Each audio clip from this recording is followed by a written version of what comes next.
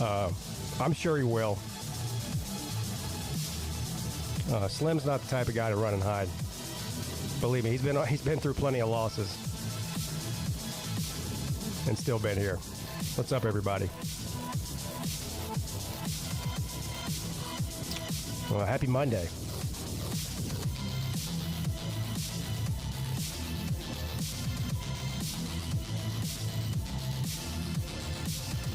The real question is, will Volusia show up? I'm starting to worry about him. It's been like almost a month since we've heard from him. We heard from him once after the election, and then that was it.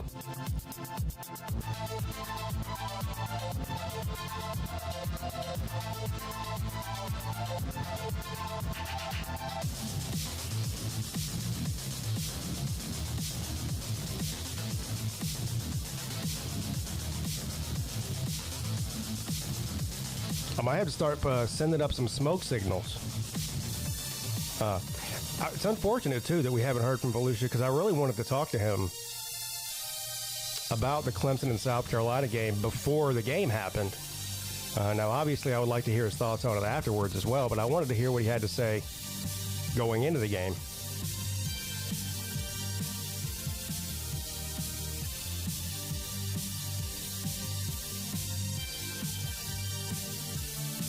Boy, oh boy, people are big mad about Clemson going to the ACC championship.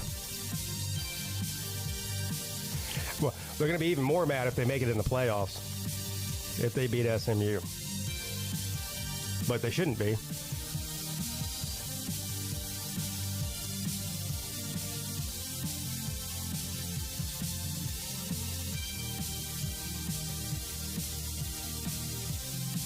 I'm still trying to figure out if Clemson were to win, because it's the it's the 5 highest ranked conference champions, right? But I think Clemson will be the 5th highest ranked if they won, because Tulane lost to Memphis, so they're going to drop out of the rankings probably altogether this week. Maybe they might come in at 25. I don't know. They were 19, but they lost to Memphis. Memphis was not ranked.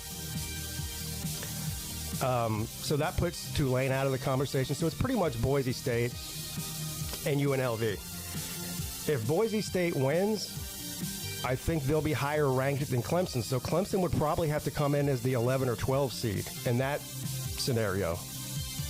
Obviously, if Clemson loses, it doesn't matter. They're not anywhere. They're probably out of the top 25.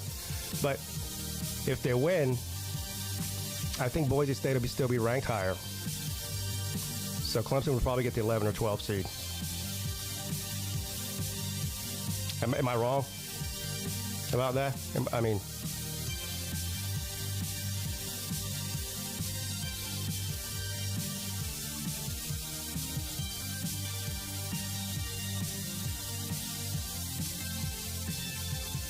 and I've never seen a red horse in my life.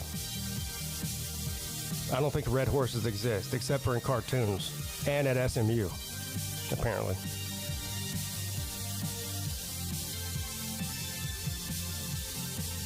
If Garrett Riley leaves, y'all should rehire Tony Elliott. Well, Tony Elliott's going to be the head coach at Virginia next year, so no. And also, why would Garrett Riley leave? He's I think the second highest paid offensive coordinator in the country, second or third.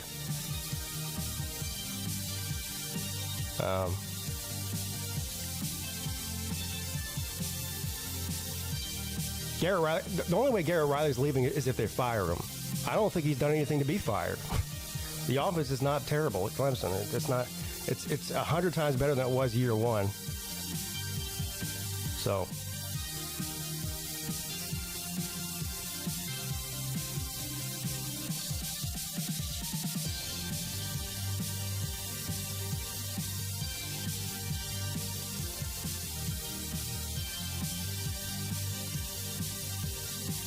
Ohio State should be fined $120,000 for what?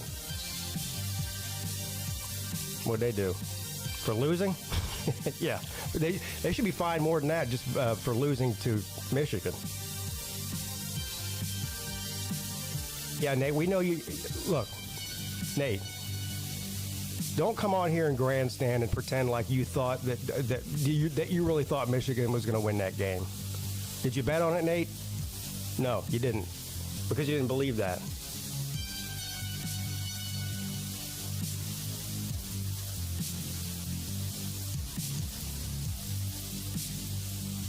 They pepper sprayed people out there? What the fuck? I didn't see that. I saw there was a fight broke out after the game because, is there a single team that won on the road this weekend that didn't try to plant their flag in the? They did it at Clemson. They did it at Ohio State. They did it at, I believe, at Texas A&M. Am I missing anything? I think there's like 3 or 4 teams that tried to plant flags this weekend. That's like the new thing now.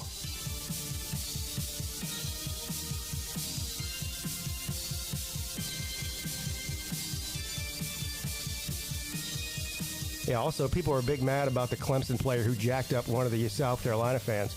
Hey, I got news for you. Don't put your hands on a football player, or you deserve to get your ass beat. Sorry, but not sorry. Gamecock fans crying because one of the Clemson players had to jack up a drunk, dumbass fan from South Carolina.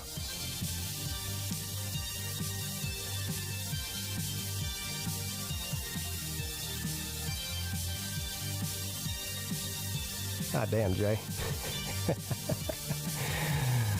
Thank you, Gump Man. Look, here's the thing about Clemson and SMU. SMU's a very good team. They're favored in the game for a reason. Have you seen who SMU's played? Clemson is by a long shot the best team they've faced all year. It's not even close. It's not even close. They lost to BYU. Who do you think's better, Clemson or BYU? I mean, let's be real here. Everybody else they faced, I mean, this will be the 4th best team Clemson's played. Well, 3rd best at least. Georgia's better than SMU. South Carolina's better than SMU. I don't know about Louisville. That'd probably be a good game. But they hold on. They played Louisville, didn't they? SMU. I forget.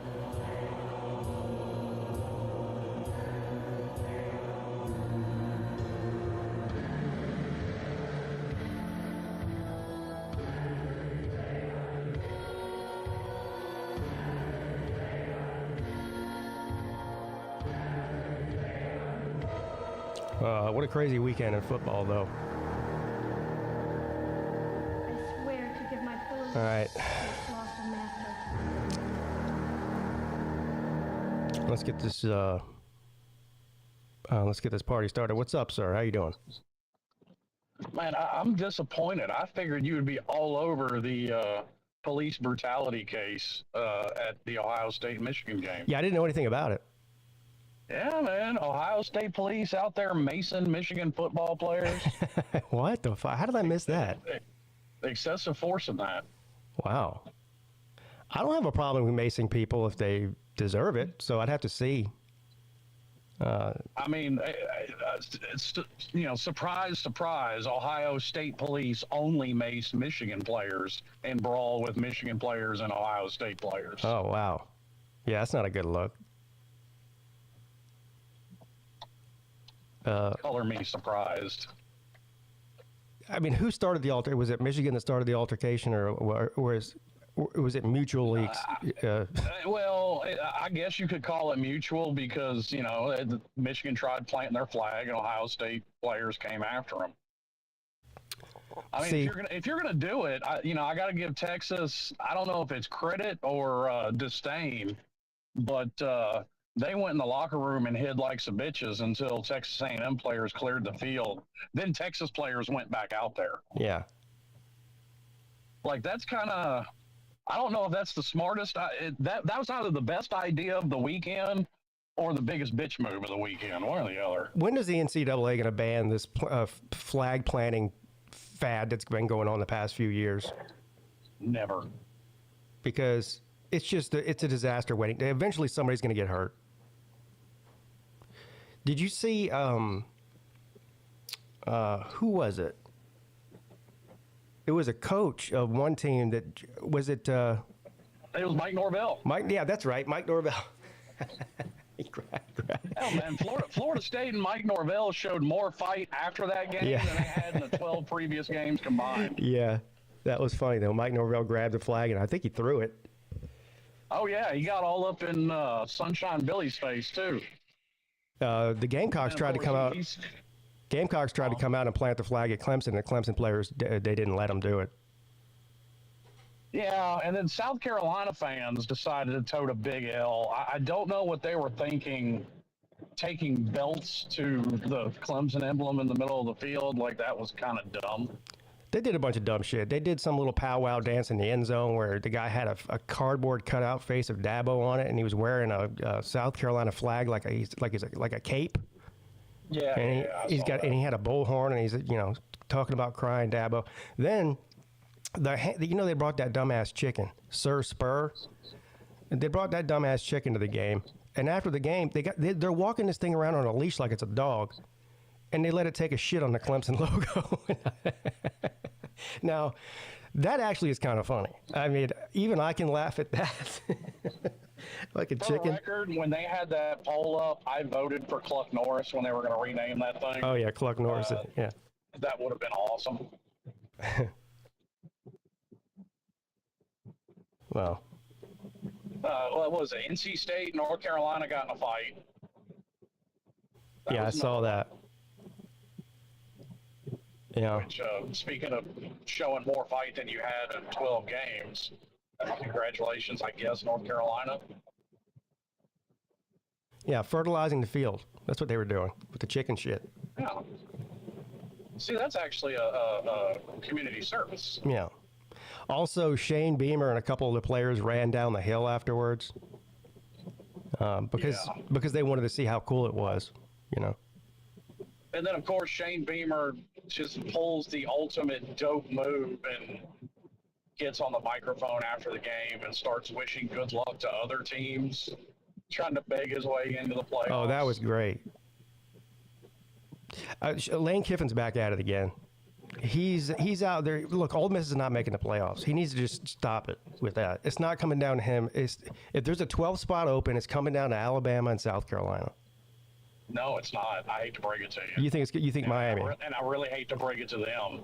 Miami's going to get in over both South Carolina and Alabama. You think so? Book it now. Book it now. I'll even put money on it in Vegas. I won't. That's how much I believe it. I don't think Miami's getting in. I do. There's a slight out. First of all, if Clemson wins, they're definitely not getting in. If SMU wins, there's an outside chance that Miami can get in. But I think they would put. Here's the thing. Here's the order I think the last spot goes, in my opinion. Not what I think should happen, but what I think will happen. Alabama would be first, South Carolina second, Miami third. It sounds good. It really does. But much like everybody cries about Notre Dame, hate to break it to you people, you may not like it, and actually I know a lot of people don't like it, but that emblem on the side of Miami's helmet still carries weight in college football. Yeah. And it carries a whole lot. It's not Miami's fault. Than some goofy-ass chicken. See, here's the thing. It's not Miami's fault that their schedule worked out the way that it did, because several of those teams that they played were supposed to be very good and they weren't. So they have bad records. Alabama has several ranked wins. So does South Carolina. That's why I think they would put them in ahead of Miami. I'm not saying whether I think that they're better than Miami. I'm just saying I think that's what they would do.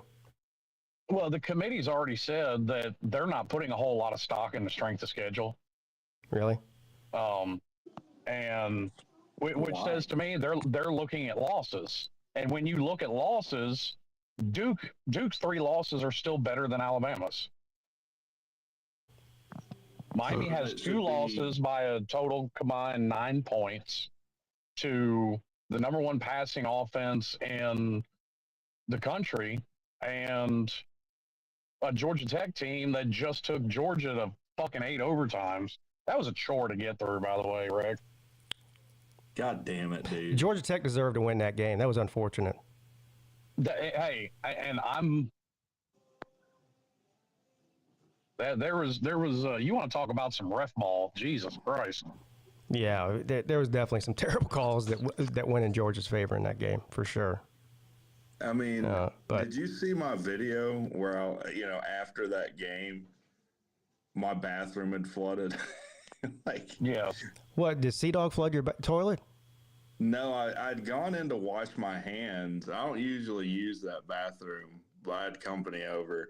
And I guess the sink was clogged, and I forgot to turn the sink off.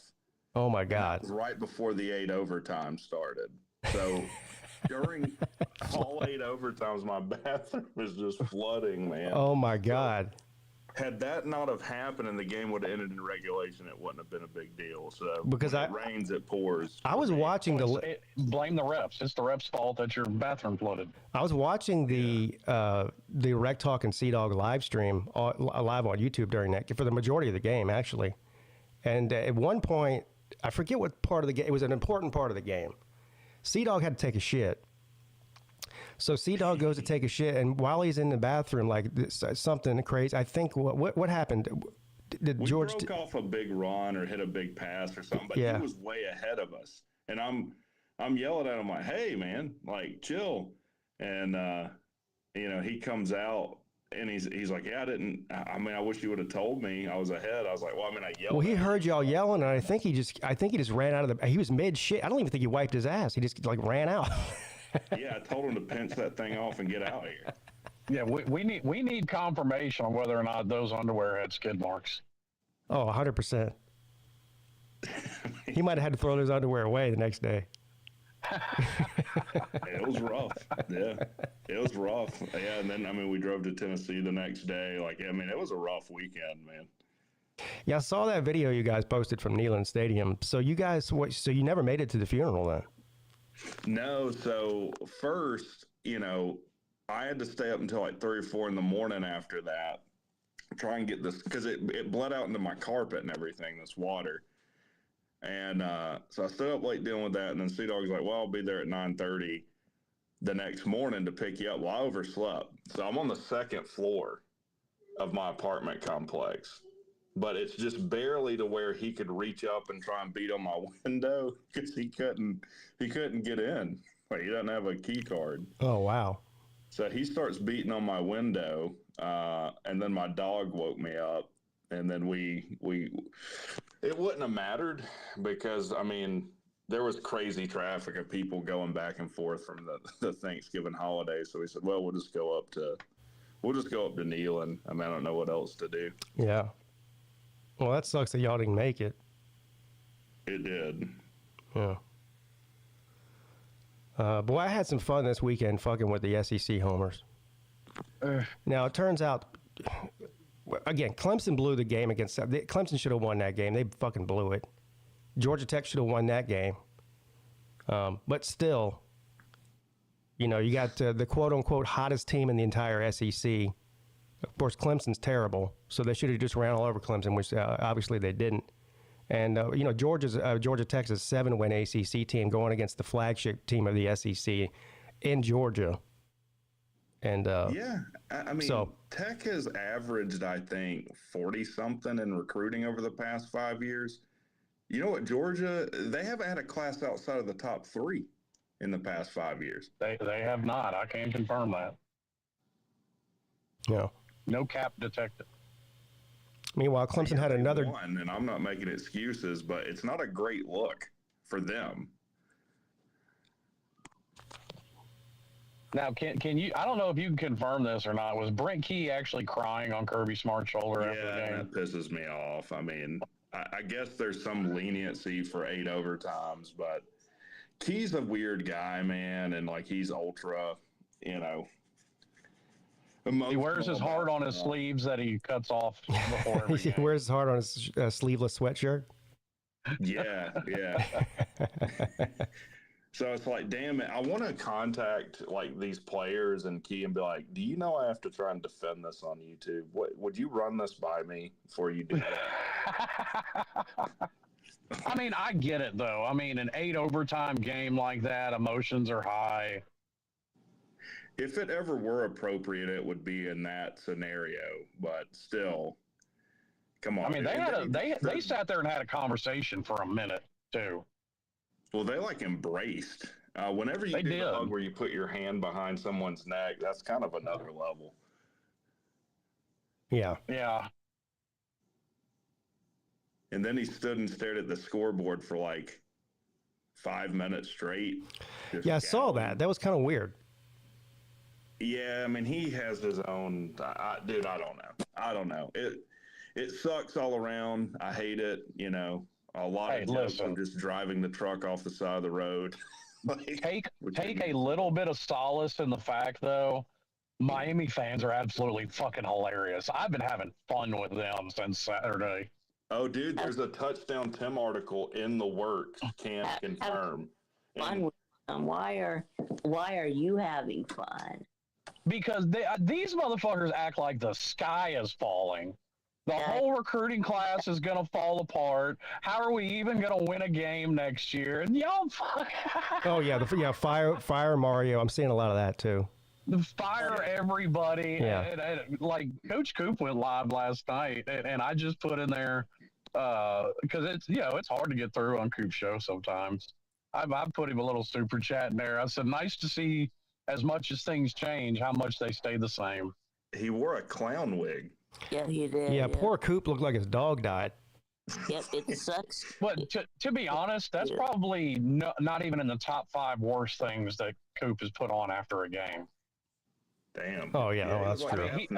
He put on a Clemson cheerleader outfit after. Oh yeah, that might be the best video he's ever made. Damn, I thought I'd embarrass myself on this platform. Yep, it sucks to be you. Yeah. It really doesn't though. Like I called 10-2 in the preseason.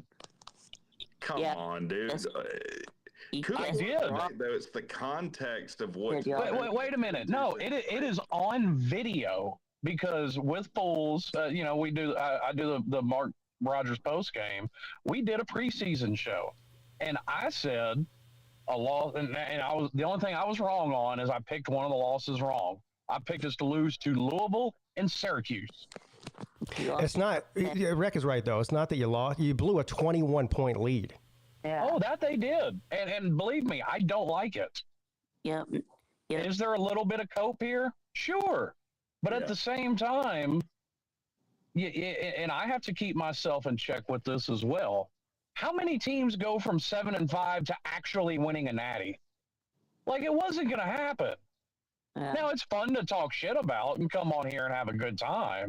But you could have got the ACC monkey off your back. Yeah. Well, and 90% of the time, 10-2 would have got us to the ACC title. The amount of people that are whining about. So happened this year that it did. This is one thing I couldn't understand after the game. The amount of people that are whining about Clemson being in the ACC championship, like they don't understand the way that conference championships work. Yeah, only one. Well, they just simply look at it: 2 lost Miami, 3 lost Clemson. Yeah. They just look at it that simply. Only one conference loss for Clemson. Yeah, well, 2 of Clemson's losses were out of conference. We went undefeated out of conference. Exactly. Well, Clemson manned up and scheduled some real teams out of conference. Well, I mean, obviously Georgia's a top team, so that's a tough one. And then South Carolina just happens to be good. I mean, that's 2 top 15 teams that Clemson lost to. Clemson is legally required to play South Carolina, so. They are legally required. That is right. I wish we were legally required to play Florida every year. I would be okay with that. Yeah, can Ron DeSantis get right on that? I wish. Like I'm all for like keeping government out of college football, like Nick Saban going to Congress and all that shit. The only exception I'll make is like what South Carolina did. If you want to make a law that Miami, Florida, and Florida State all have to play each other every year, I'm cool with it. Leave it at that. John. Yeah, he's right. The Clemson did not play South Carolina in 2020 because somebody had a runny nose or something. I forget. It was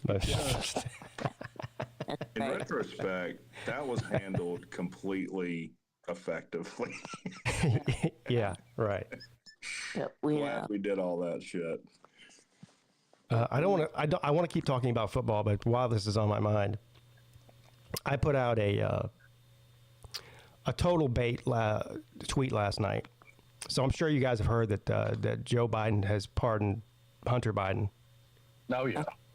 So I was like, let's see how many virtue signalers I can catch here with this tweet. It didn't take long. No, I saw your tweet. Of course, it didn't take. One guy told me I didn't reply to it, but I just scrolled the comments. Yeah, it upsets. It ruffled some feathers. Let's put it that way. All I said was, I'm not gonna lie. If it was my kid, I'd pardon him too. First of all, look, you got to look at the context of the situation. Joe he's got one foot in the grave. He's a lame duck president at this point. He's about to be out of office. He's about to be dead. Of course he's gonna. Do you think Donald Trump wouldn't pardon Don Jr. in the same situation? Of course he would. He's already pardoned people. Well, yeah, but not his family. No, but he would, and You would. I think any president would, Yeah. Regardless of party affiliation. And so when I said that, the immediate thing was, "Oh, Pete, if your son was a murderer, you'd pardon him. You're a piece of shit." And I'm like, "What? Hunter Biden didn't kill anybody. Stop being so dramatic." Depends on who he murdered.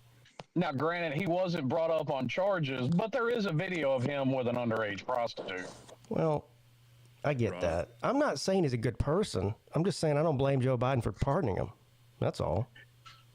But then you got to admit, it's a horrible look. Yeah, but what he does? His political career is over. What does he have to lose? Nothing. He's by done. I mean, yeah, he's got a point. He's not going back to being a senator or a congressman. He's gonna go, watch reruns of Matlock and Jello. Right. You know where he's going, Pete. Hit it on your soundboard. Casket. That's what he has to look forward to. He might move down to Louisiana too. Look down in the bayou. He might. And actually, since you bring him up, not to segue this conversation back, but a lot of the, big name talking heads in college football are already talking about a Miami Notre Dame playoff matchup. That's another reason I think it's a good shot that Miami's still in it. Playoffs. I tell you what. There's a good chance it could be Clemson and Notre Dame. In South Bend, if Clemson gets the 12 seed. Yep. Did y'all hear my little scenario to start the show here about where Clemson could be seated as far as if they win the game this week? Yeah, I was missing out trying to get out of a bye because of a higher ranked group of 5. Yeah, I don't think Clemson would get the bye. I think they would be the 11 or 12 seed. Yeah, I think, just say for the sake of argument, Clemson wins it. I think not only would the group of 5 get a bye above them, but I think the Big 12 probably would too. Yeah, probably. Imagine. So if Boise State wins and gets the 4 seed, we get to see a game on the. No, they would get a bye. Never mind. I was about to say a game on the Smurf turf. We would not get a game, but we need a game on the Smurf turf. Yeah, a playoff game on the Smurf turf. Yeah, we're just being honest. I tell you what, that wouldn't be a fun place to play in January either. No, Boise, Idaho, hell no. Or late December even. It might be negative 5 degrees. That's part of the fun I was having with Miami fans. It's like, oh my God, we would get blown out by Boise State. And I'm like, y'all stop. Y'all are running right over reason at this point. Miami's rush defense isn't the problem. We may hold Ashton Genty as to as low of a number in the season as anybody. Yeah.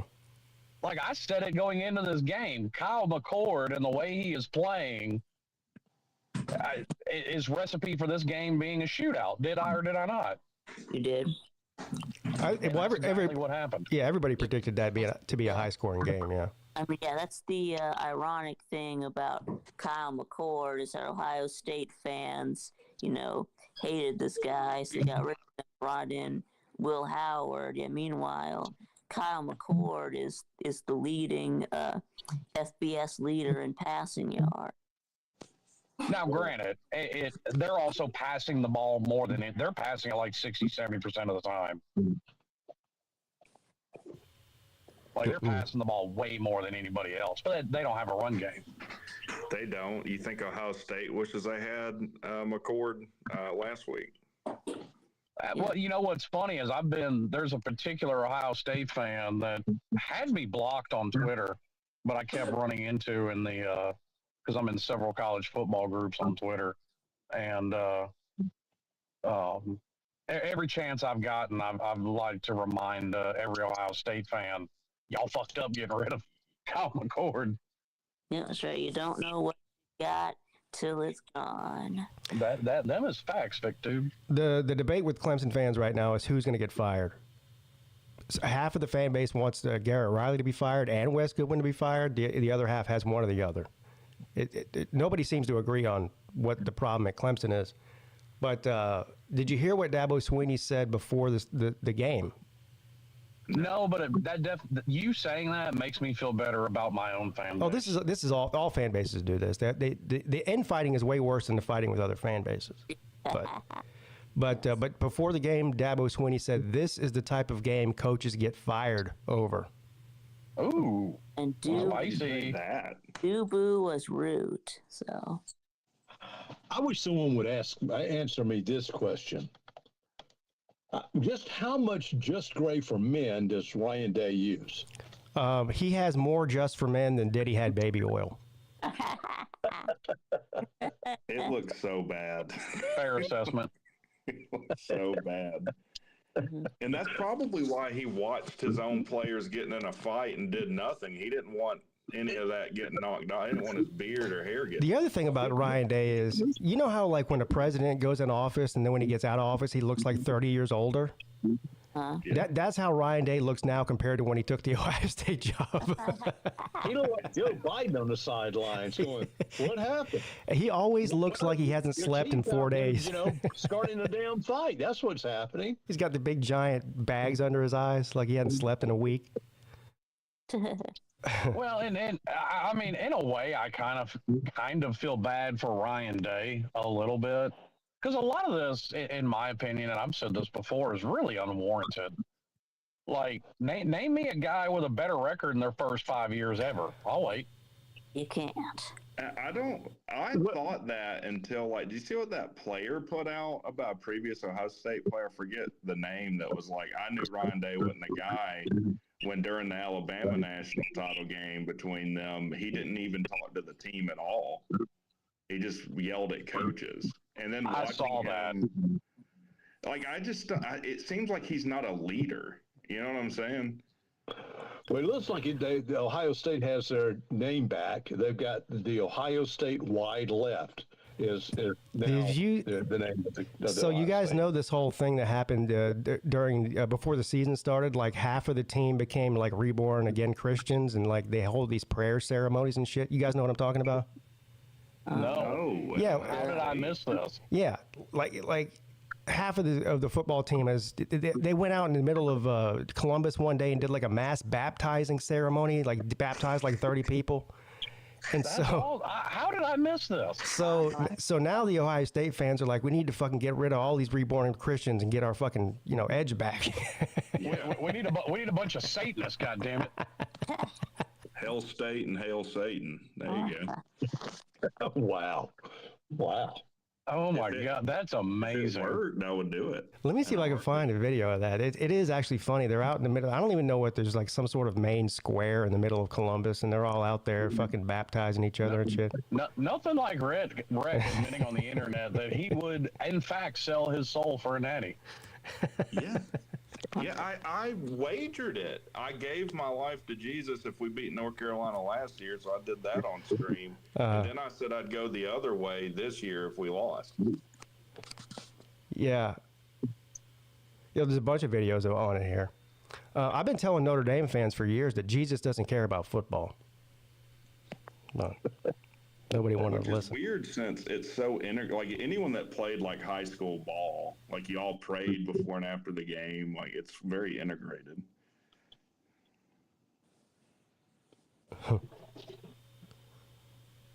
Yeah, Clemson lost another commit. Clemson has 7 decommits in the past 60 days. Wow. Four of them were top 100 recruits Yeah. in the nation. Fire Dabo. They lost. Meanwhile, there's rumors of somebody decommitting from Miami, and the fucking sky's falling with these people. Like nobody's actually decommitted, but there's a rumor somebody saw on the internet, so now the sky's falling. Clemson might be lucky to finish in the top 30 in recruiting this year. Probably not even that. They were like 22 before that decommit yesterday, so they probably dropped. And he was a 4-star cornerback that flipped to Michigan. The one that flipped to Michigan? Yeah, I saw that. It's funny, too, because last week there was rumors about him flipping, and then he took to social media and posted a picture of him in a Clemson uniform and said, "I'm all in." So the rumors kind of went away. And then out of nowhere yesterday, he posted that he flipped to Michigan. He did what coaches do. Yeah. I'm totally committed until I'm not. Well, no, he was totally committed, and then Dave Portnoy said, "Hold my beer." And then, they asked Dabo about all the decommitments. He goes, "We're right where we want to be with this class." It's like, man. Okay, so you offered all those guys for no reason then? I mean, he's doing the same thing that the fans do. Oh, we didn't need him anyway. But God knows how much money and time you spent recruiting this guy. Of course you wanted him. Yeah. When was the last time Clemson recruited out of the top 20? Shit. That's a good question. Never under Dabo. This is his worst recruiting class since he's been head coach. Jeez. And then he goes, "Well, the scholarship limit and all that. We have to cut all these players." Well, and I get we have a lot coming back. We're not losing a lot, but that doesn't change the fact that hell, there might be more decommits come. I don't know, but even if this is the last one, you're going to have to go in you have no choice but to go in the transfer portal. Don't fucking sit there and tell me that you're going to promote all your walk-ons to fill those spots. I think they will. That's what he's going to do. Yep. Probably. Speaking of other news that broke, how about the Gus bus moseying on up to Tallahassee? That's insane. Yeah, offensive coordinator. Yeah. Yeah, I did see that. Yeah. Yeah, remember last week on the show we were talking about how there might not be any coaches fired? Now there's been 3 in the past 6 days. Well, actually, Gus didn't get fired. He quit. No, but there's still been 3 been fired. Mac Brown, Neil Brown, and the Purdue coach. That's 3. Neil Brown, Mac Brown. Now, I actually did get a piece of good news. Somebody else got hired as the Rice head coach, so it looks like I'm going to keep my offensive coordinator. Yeah. Oh. Yeah, that's funny that 2 Browns got fired. What about this, Slim? What about Miami's offensive coordinator to take over for Gus Malzahn at UCF? Well, I've heard something that obviously has been thrown around, but the one that I find way more credible is, and this honestly wouldn't surprise me, Dion to UCF. No. That's not happening. Why would he do that? I don't think that's happening either. No, Dion's going to make a bigger step than that if he's going to leave Colorado. There is no bigger step he can make because he's not getting hired in the NFL. He's not leaving. Dude. I can see Dion be hired in the SEC or the ACC or the Big Ten for that matter. No, he's not. He said not now, Slim, but there's a possibility he could be. Like, here's the thing: if the Pac-12 doesn't go away, Dion does not have the record that he has. Dion's a 5-6 win coach if he's still in the Pac-12 like last year. I don't know, man. You're talking about him making a move. I don't think he'd make a move to the NFL. I agree with you there, but I think if he could make a move with any of the conferences. Well, I mean, I think staying in the Big 12, but group teams in any of the conferences would welcome Dion. I think staying in the Big 12 suits him well because he's not a great coach, and he can get way better talent at UCF than he can get at Colorado. I think Colorado would back up the Brinks truck to keep him too if somebody tried to poach him because the amount of money they're making. Have you seen the graphic on the amount of money they're making since he's been there compared to where they were before? Making like 10 times. Yeah, it's insane.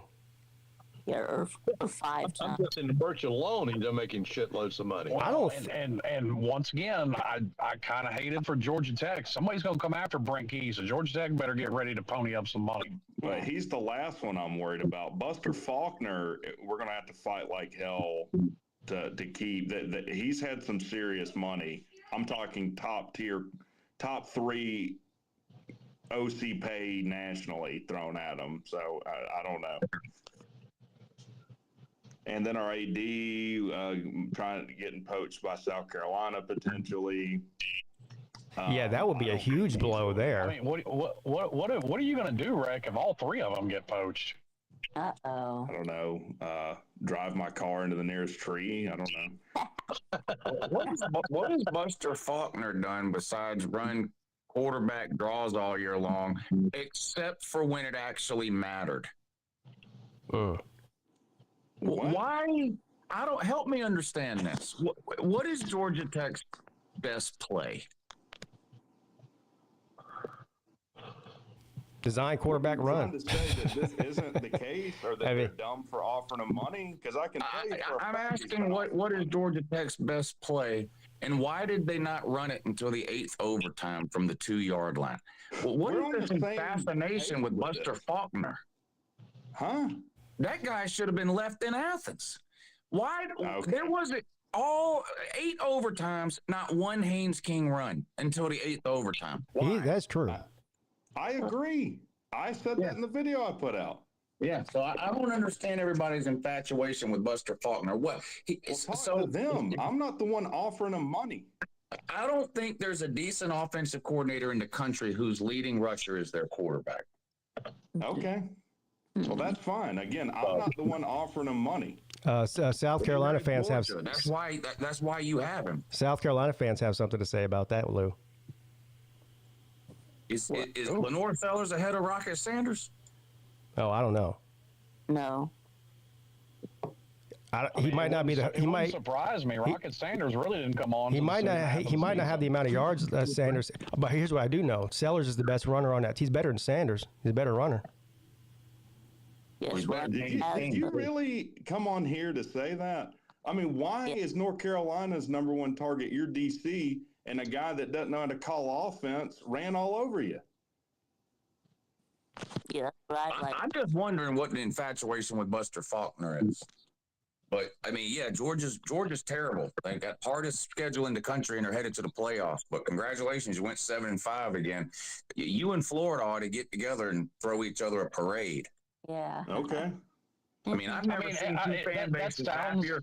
Florida and Georgia Tech are so happy that they lost to Georgia and have 5 losses. I've never seen anything like it. Who are you talking to, me or the rest of the fan base? Because I never said that. Let me assign every dumbass thing a Georgia fan's ever said to you and only you. I'm talking to random Georgia Tech man on the internet. Okay. Well, comment it to them. I didn't say that. Well, no. You're their representative, bud. Oh, okay. Okay. So I'm coming to you. Rein your people in. Hey, let me tell you something. No one's argued with them as fervently as me. I've only banned 3 people in my channel's existence. One of them's a Tech fan. Hey, Peete will agree with this, but this is what people don't realize is when you do what we do, it's fans of the same team that get the most mad at you. Oh, yeah. And I always say I don't represent – I always tell people I don't represent Clemson. I represent me, because if I'm the representative for Clemson, then Clemson's got bigger problems than the transfer portal and NIL. Well, truer words have never been spoken, because I do think I'm the most hated person in the Miami fan base. Well, that's Alonzo still. Oh, well, I've had to argue all weekend with Tech. I'm like, look, the refs are not the problem. And I wholeheartedly agree with that. They're like, no, it's the refs. Well, we had 3 opportunities, 2 that came back to win that game, and we didn't. I mean, what is the deal with that? Yeah. And we didn't run. We had run all over Georgia all night, and then we throw. I don't know how many times we threw. 75% of the time in those 8 overtimes. And Georgia too, by the way. Georgia didn't run the ball until the last overtime either. But Georgia can't run the ball. But it's the closer you get to the end zone in general, the harder it is to throw the ball because there's less room. I'm telling you, these coaches they outthink themselves. They go, okay, well they're expecting. And Lou, I made that exact same argument about Mario going for that field goal there in the fourth quarter that ended up being the last points we put on the board. Because it was fourth. It was 4th and goal. He decided to go for a field goal, but you're at like the 10-yard line because of a 15-yard penalty. You've got room there to work. You want to know what the crime of the century this weekend was? Clemson was the true freshman linebacker Sammy Brown he was a starter. He played the first 3 quarters, almost the entire game. After 3 quarters, he led the team in tackles. He played 2 snaps in the fourth quarter. They asked Dabo Swinney, why'd you take Sammy Brown out? He was the most productive defensive player you had throughout the entire game. He goes, oh, well, we thought they were going to change their game plan, and we wanted to put more speed on the field. What? Well, the analytics chart said... outsmarting themselves. Hey, listen, I will take a quarter of their pay and read that same analytics chart. That's what I'm saying, man. Exactly. Georgia going for that 2-point conversion. I'm like, what are you doing? Well, that's the consider this.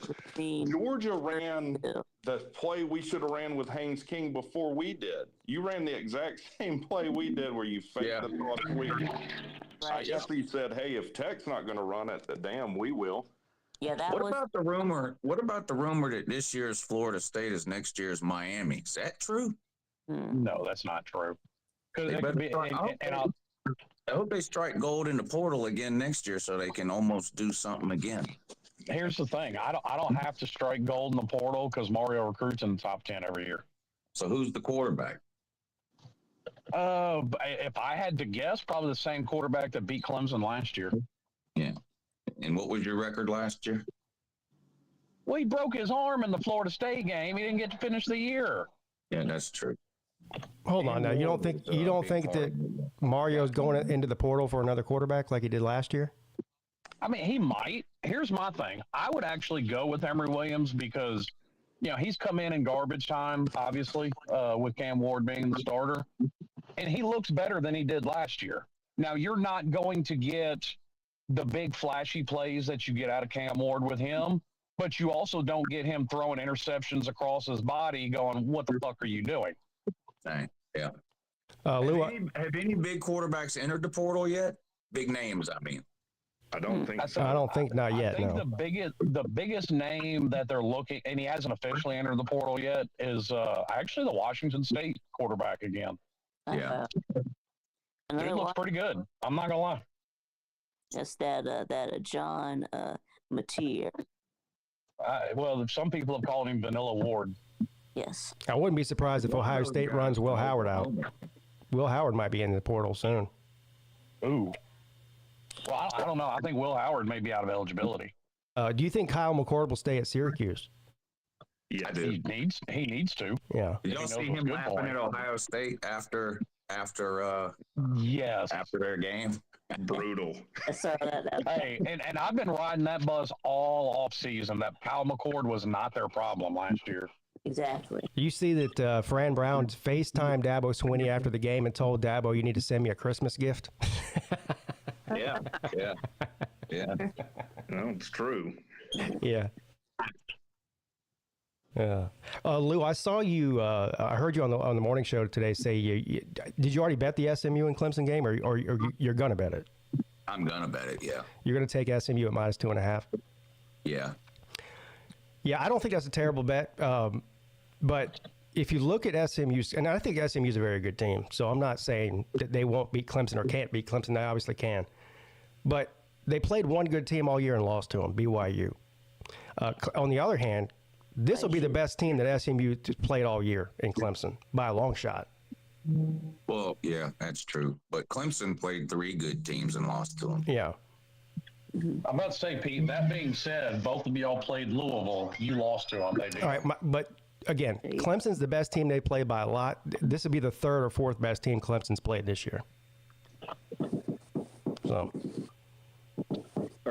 But SMU has a really good run defense, don't they? I think they're like top 25. National. You know what's funny? Even after that game, and I've been having a grand old time with Miami fans with this. Miami's still top 25 in total defense in the nation. Nah, but your defense, yeah, well, then that's the worst top 25 defense I've ever seen. Hey, I'm just going by the numbers, sir. Man, I'm looking for troll material. Listen, I've been having a grand time with these Slim, Miami trying to prop up Miami's defense. That's the definition of lipstick on a pig there, buddy. That defense is fucking terrible, dude. I'm sorry to tell you. I know. The secondary is, but nobody can run on us. Yeah, I know. About except for Georgia Tech, apparently. Georgia Tech runs on a lot of teams. Yeah. They're the only team that's rushed for more than 130 yards on us. Yeah, I can't really say anything because Tech ran it all over us too. Sure, you can. You won the game. Oh yeah. Well, I mean, listen. I said it preseason. I've said it during the season, and I'll continue to say it.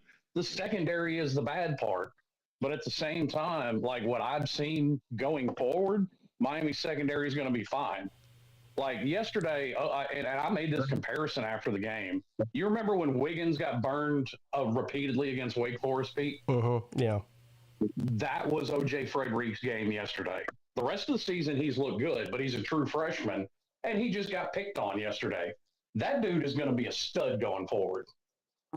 Yeah, oh no, he got picked on. Hey, all trash talking aside, though, seriously, the one thing this last weekend taught us, and really the whole season, but last weekend in particular, there's not a real number one dominant team in all of college football this year. Not like, no, there's not. Like every year, there's usually at least one or two. Like Alabama's been one a bunch of times. Clemson's been there. Georgia's been there recently. This year, I mean, I guess you could say Oregon because they're undefeated, but even then, like, they very easily could have lost and probably should have lost to Ohio State. Ohio State fucked that up big time. So I don't really see. Lost at Camp Randall. There's nobody in this top 12 that's unbeatable or that would be favored by double digits against any of the other teams in the top 12. I don't think. If we still had the 4-team playoff, which four? Well, it would be Oregon, but who else? I think it would be Oregon, Texas, probably Georgia. The fourth one's hard though. Notre Dame? Yeah, probably. That feels dirty to say. It does feel dirty to say, but it's true. Well, technically, you'd wait till after conference championships. So, like, maybe the winner of Georgia Texas is in, the loser would be out. Yeah, right. So, like Oregon, if they win, of course, would be in. Winner of Georgia Texas, probably Notre Dame, and then that would leave like one spot for either the ACC or the Big 12.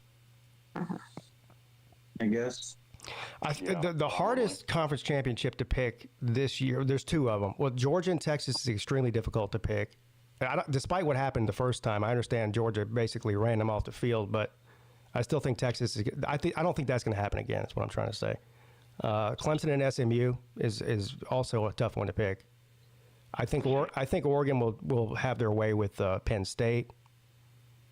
I guess the Big 12 is not easy. Arizona State. I like Arizona State. They're kind of like West Coast South Carolina. They're hot at the right time. Right. Yeah. I mean, you say that, Pete. I looked at the ESPN predictor. They basically have Oregon, Penn State as a pick 'em. Yeah, give me Oregon. I mean, I'm with you. I noticed that and I figured I'd say it. The other thing is, like, if Clemson gets into the playoffs, there's some teams in there they can beat.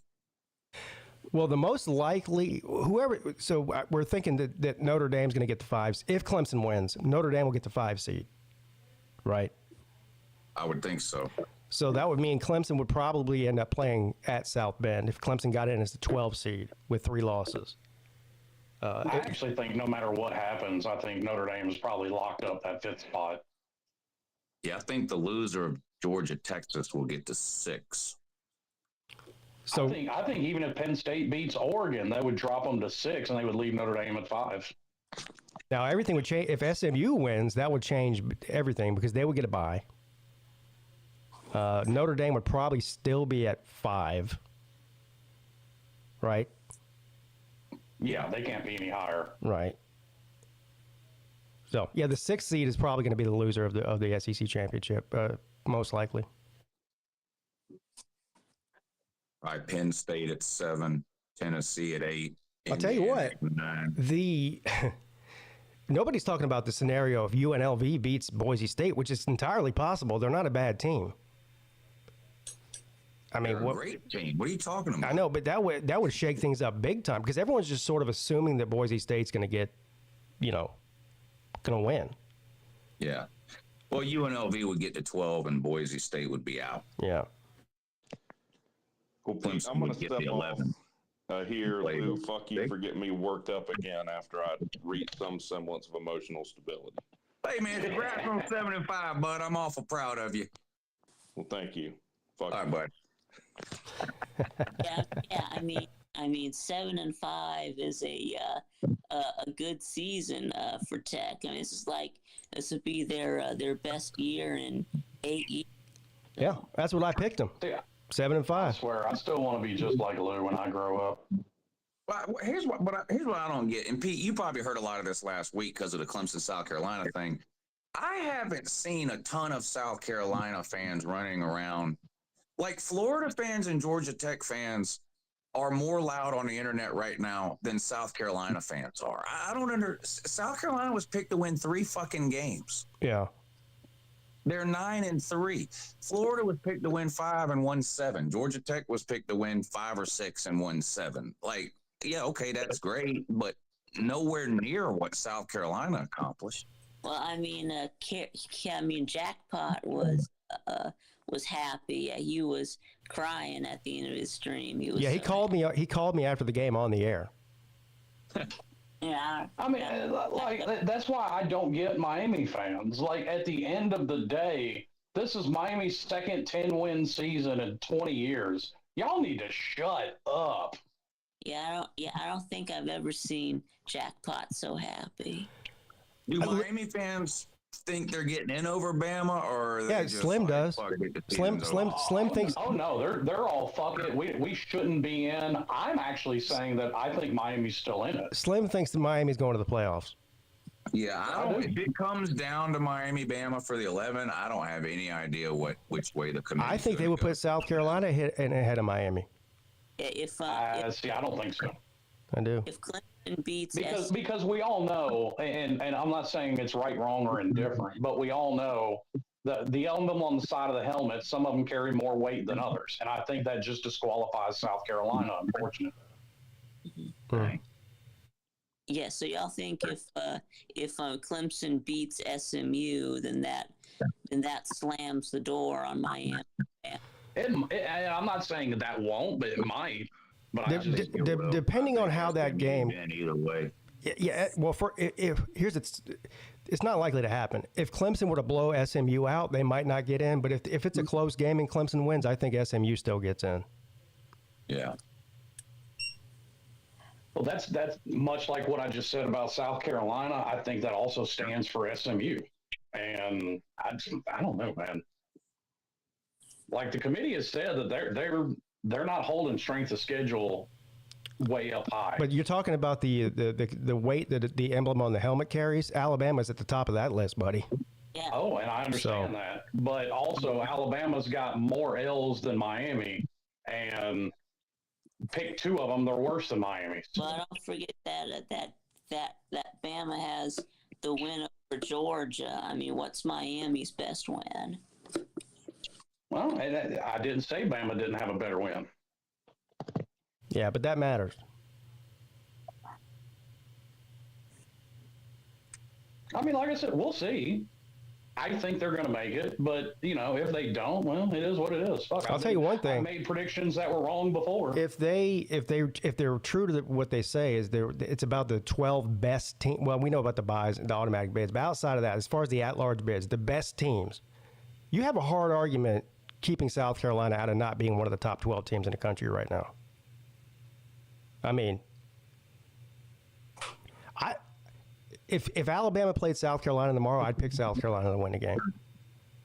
I think they're definitely they're one of the best 12 right now, I think. Well, they won 7 in a row?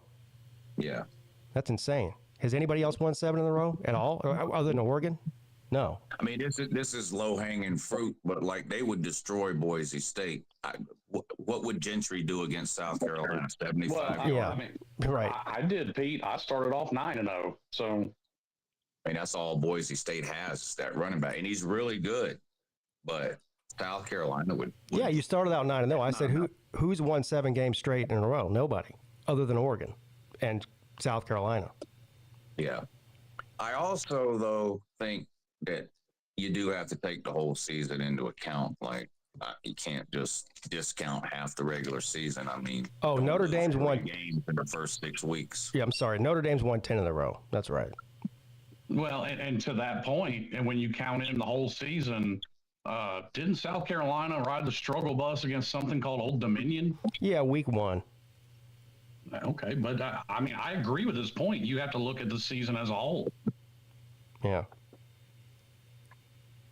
I don't know. A lot of teams get a lot better throughout the year, Clemson included.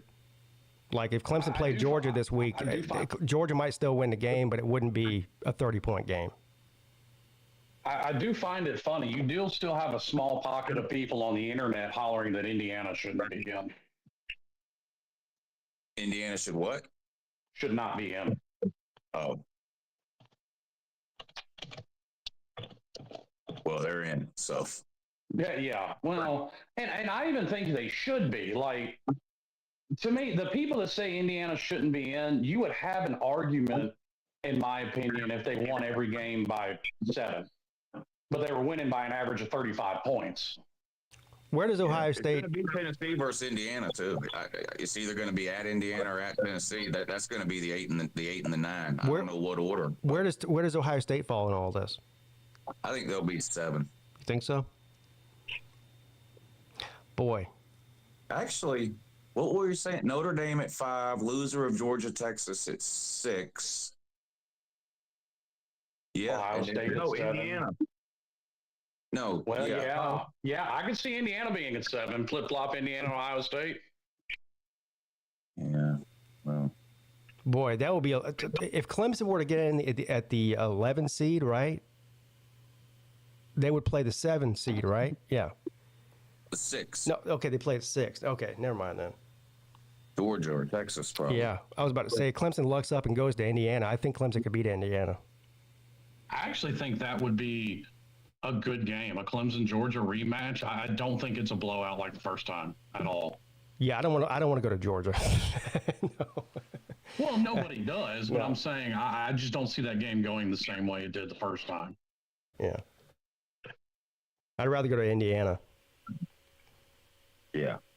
Or even, I think Notre Dame's better than Clemson, but I'd rather go to Notre Dame than go to Georgia or Texas. Oh. Well, in the SEC championship, Texas is only a 2.5-point favorite for that game. Yeah, I saw that was surprising.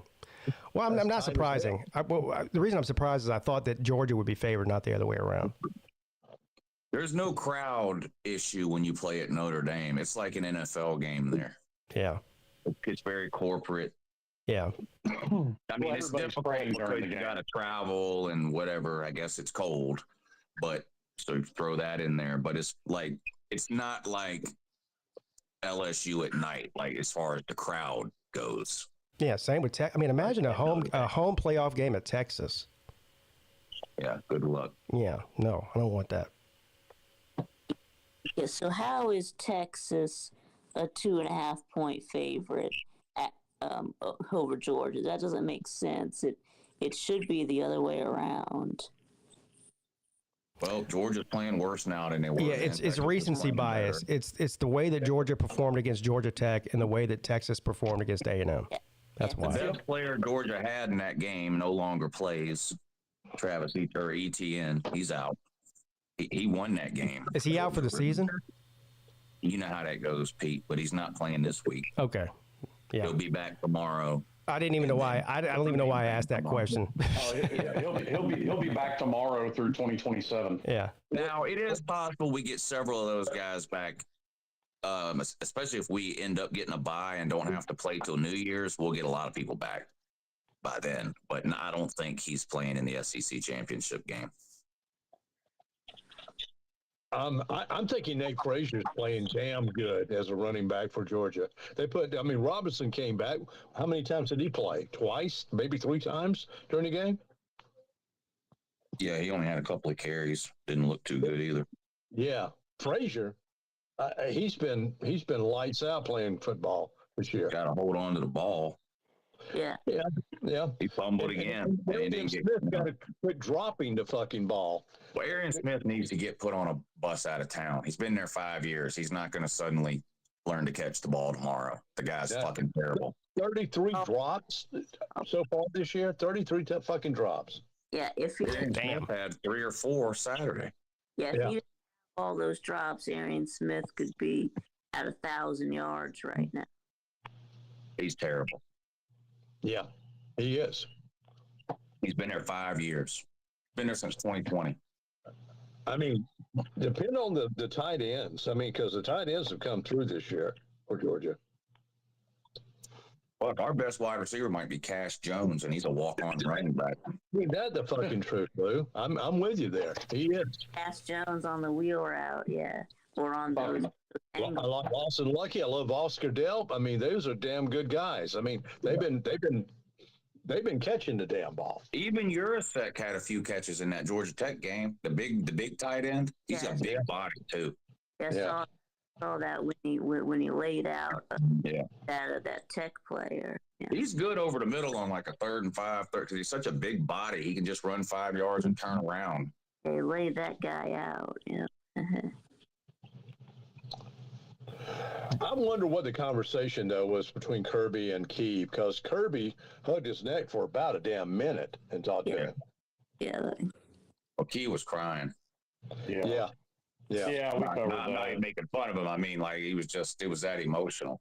Yeah. Oh, and I get it, man.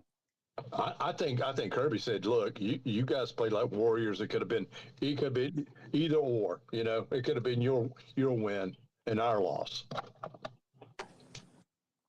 8 damn overtimes. Wow, that's amazing.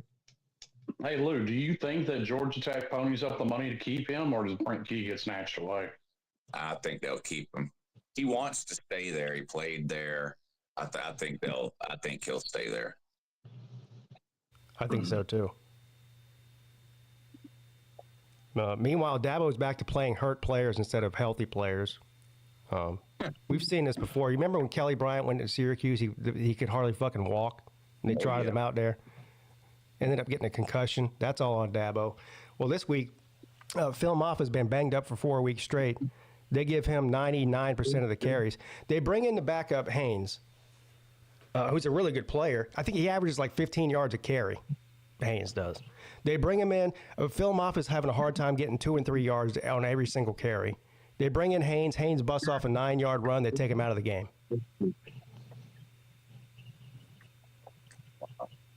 Not to be seen again. You know, I was wondering the same thing. Like, I mean, they were fairly evenly split, but Mark Fletcher was getting like 4.5, 5 yards a carry, and Damian Martinez was getting 8.5, 9 yards a carry. Why isn't Damian Martinez getting the majority of the snaps? I just looked up Brent Key's contract. They might not be able to keep him. How much? See, that's why I wondered, Lou, because of what he's getting paid. He's at 2.9 a year. You don't think they would give him a big raise based on what this season? Yeah, I don't know. Like somebody said in the chat, they can't afford it. I don't necessarily know whether that's true or not. Well, their entire payroll is $10.3 million. Well, somebody's lying to me then, because I made the comment, which was kind of halfway serious, kind of halfway trolling, on the video I made last week about Georgia Tech doesn't care about football. Of course, Rec Talk took offense to that. But they told me that they have put $300 million in the past 12 months into that program. So if you've got $312 million to put in that program, you can give him $6 million a year to keep him there. Yeah. Now, I don't know where they put that money, but their entire coaching payroll is $10.3 million a year. It would cost that just to get a legitimate head coach. Yeah. Never mind the rest of the staff. Yeah. So they're going to have to pony up more money to keep him. That's, I mean, $3 million is a lot, but for coaching purposes, that's poverty rate. Yeah, they need to double that. Yeah, give them at least It's the 6. lowest in the ACC, the third lowest in the country. That's why I keep asking that question. I mean, they're going to at least need to double that, at least. They can afford to pay him $6 million a year, 7 or whatever it is, whatever the going rate for whatever kind of coach he is. And here's the thing: you don't get no hometown discount. Fucking Kirby ain't giving Georgia a discount just because he went to Georgia. Mario ain't giving Miami a discount just because he went to Miami. Nope. I mean, they might have to shut down one of those research labs at Georgia Tech to pay him, but hey, they can still do it. I mean, Hey, shut down whatever division comes up with interstate systems. That'd do us all some good. civil engineering, yeah. Yeah, shut that shit down. Fuck them. No. Those guys building space shuttles too. We don't need all that shit. They are a hell of an engineer. They engineered 7 wins somehow.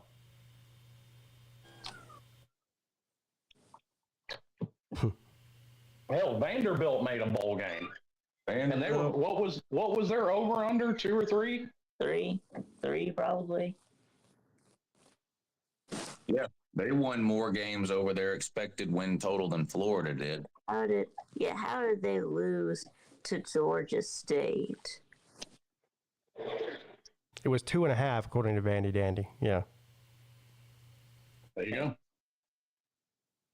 Bagway has 11 touchdowns and 7 interceptions. He threw for 130 yards against Florida State. They're down there building a statue right now. Vandy says Georgia Tech didn't raise $300 million. That was Vanderbilt. Well, are you arguing with me or the Georgia Tech fans that told me that? Because they're the ones that told me that. I have no idea how much money they spent on anything, let alone their football program. But they're telling me $350 million. So take it up with them, I guess. We can do an audit if you want to. We can audit the Georgia Tech football program and find out where that money's going. I bet you some of it's going in Rick Talk and Sea Dog's pockets. Propaganda machine. Yeah. Hey, man, propaganda ain't free. Yeah.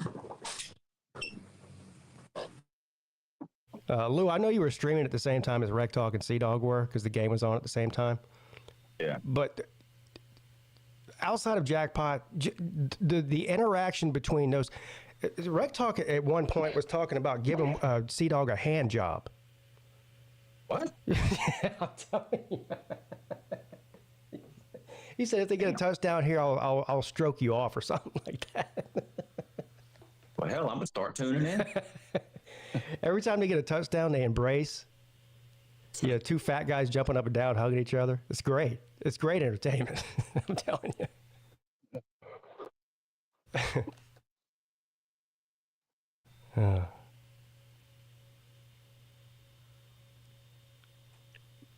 No, it doesn't surprise me.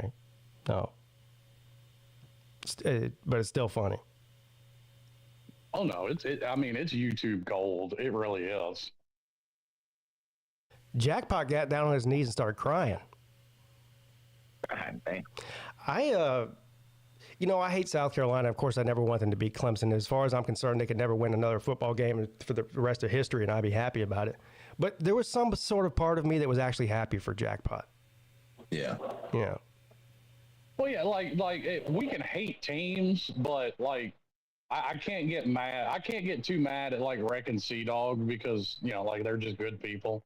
He called me apologizing. Has any decency? I know a lot of people hate Miami, but everybody should be glad for me that Miami's doing well. I had just ended my stream because I was streaming the game as well. I just ended my stream. I went downstairs, started making something to eat. And my phone rang. It was Jackpot. So I picked it up. I'm like, "What's up, Jackpot?" He's like, "I'm sorry, man.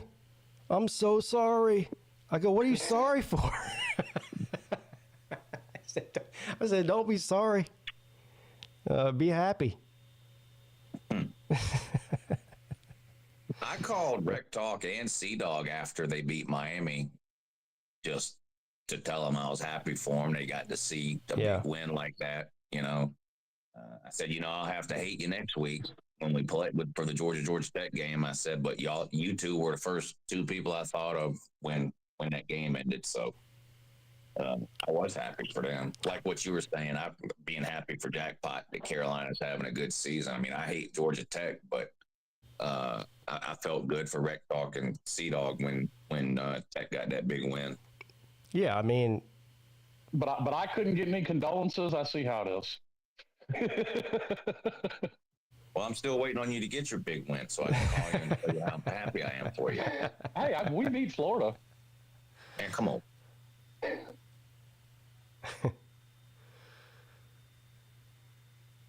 I mean, South Carolina fans have been living in misery for their entire existence. So, I mean, yeah, you know, I mean, I get it.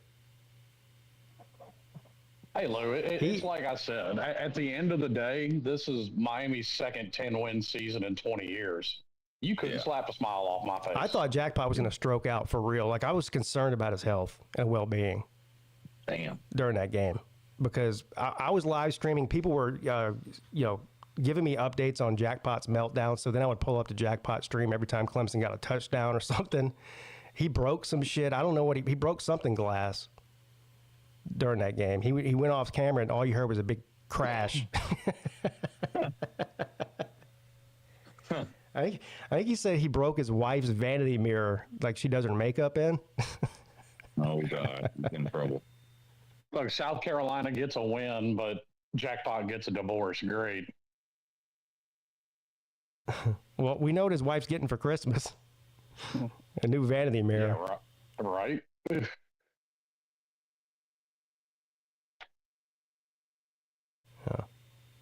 Oh, they got big mad at me because some Miami fans started going on about records that were broken this year by Ward, and they started going on about the single season passing record. I'm like, y'all should be embarrassed that wasn't broken before now. The single season passing record was set by fucking Bernie Kosar. So the fact that it took until 2024 to break that record should honestly be an embarrassment. What is Michael Irvin's job title? He's Flavor Flav. He's the hype man. Yeah. How much crack is he on? There were a couple of times, like, what game was it? Was it the Cal game when he was down on all fours, looked like he was about to start twerking? Yeah, every time they show him on the sideline, he looks rough. Like he is jacked out of his mind. Yeah, his eyeballs are coming out of his head. Something. Yeah. And they even take him on road games. He was up there at Syracuse running around. I said, look at this. Well, I mean, he ain't got. I don't think he's doing NFL Network anymore, so it ain't like he's got anything else to do. Do you think it's a good idea to have him on the sideline, though? I mean, is that helping anything? Listen, everybody does that. Fucking everybo's got no, players. they don't. And shit on the sideline. Oh, former players is different. He's fucking 60 years old, dude. I mean, it's not some guy that played there 5 years ago, like when Deshaun Watson comes to Clemson for a game or something. Well, that's the thing. They come on their off. Like if they're in the NFL, they come on their off week, or if they're retired from the NFL, they come to like homecoming and hang. But like Michael Irvin's like a water boy or like he's there all the time. He's just like hovering around. It's weird. He's the hype man. Have a no-show job? No, I think he's doing it on his own dime. What you were saying about Ed Reed, how he had like a no-show job or something. Oh my God! Somebody actually tried making this argument. Oh, Ed Reed's the chancellor. No, get this shit. Somebody actually tried making that argument to me. We were doing the post-game show that night, me and Fools, that the defense was better when Mario had Ed Reed hanging around. Oh, man. Like, fucking serious. Stop it. Stop. Come on, man. Like, stop giving other people material that I have to fight against. Ed Reed looks like Alonzo 1219, or vice versa. Well, have you seen Alonzo? Like, I don't. Warren Sapp up at Colorado looks like the villain in a James Bond movie. What's up with his eyes? Well, he's kind of always had that look to him. He's just not as big as he used to be. Yeah, I don't know. He's the actual coach, though. I think he's like a hired on defensive line coach. Yeah, he is. Yeah. Okay. Technically, I think he's a grad assistant. Oh, okay. Oh, Yeah. yeah. He actually had to go finish up some course before he got to Colorado. So he's doing charity work, is what you're How telling me. about Deion, though, saying, yeah, these guys are playing in the bowl game. It's not an option here. I like that. I like it. too. I like it. Here's my thing with it. And y'all tell me if I'm crazy. Like, excuse me. I get Colorado had a much better season than a lot of people thought we did. But it's hard for me to look at a team that's literally one injury away from never winning another game as a good team. I mean, well, the word good, they're definitely a good team. I don't know about great. Well, maybe great team. Okay, maybe that's better. They're good. But like seriously, they didn't. When Travis Hunter was out is when they lost. If Shador goes down, do they even have a backup quarterback? No, Shador goes down, forget about it. They can't beat anybody in the Big 12, let alone fucking Arizona State or Iowa State or, any of the top teams. They have. They're going to start that true freshman next year. Yeah, they're going to have to. Who is really? He's a junior in high school, and he's skipping his senior year and going to college. So he's one of these early people. Right. I think he's reclassifying. He's reclassified from 26 to 25. Yeah, he's going to be a 17-year-old starting for Colorado. Yeah. Yeah. Wow. And he might be good, but we all know, and outside of like one or two quarterbacks every 10 or 12 or 15 years, like a Trevor Lawrence type deal, I don't care how good you are. There's a big learning curve by going from high school to college. Yeah, and even the ones that are successful are usually on great teams. Right. Well, yeah, like Trevor Lawrence is a perfect example. They had a great defense, and let's be honest, early in that year, in those first 4 games, like Trevor Lawrence would have lost you that Texas A&M game. Kelly Bryant saved it. I don't know. He didn't play bad in the A&M game. I don't know if this is true, but Gumpman says on the website Michael Irvin is listed as Miami's spiritual advisor. That might, I don't know. That sounds true. He might be trolling, but it sounds accurate.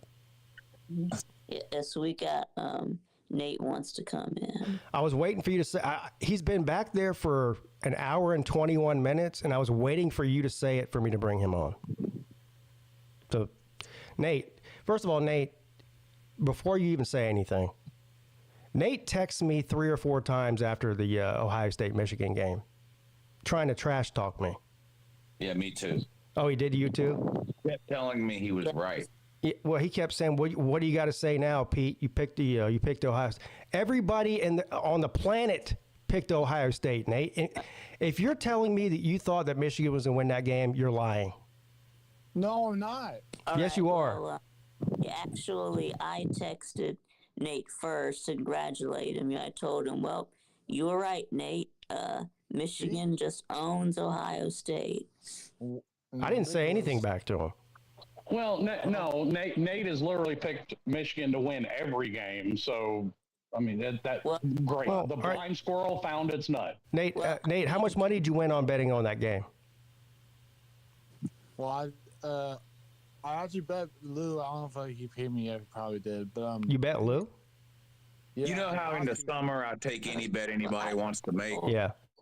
Ohio State was listed as a 10-point favorite, and Nate took Michigan plus 10. Oh, okay. I had to take the bet. It was in August. Yeah.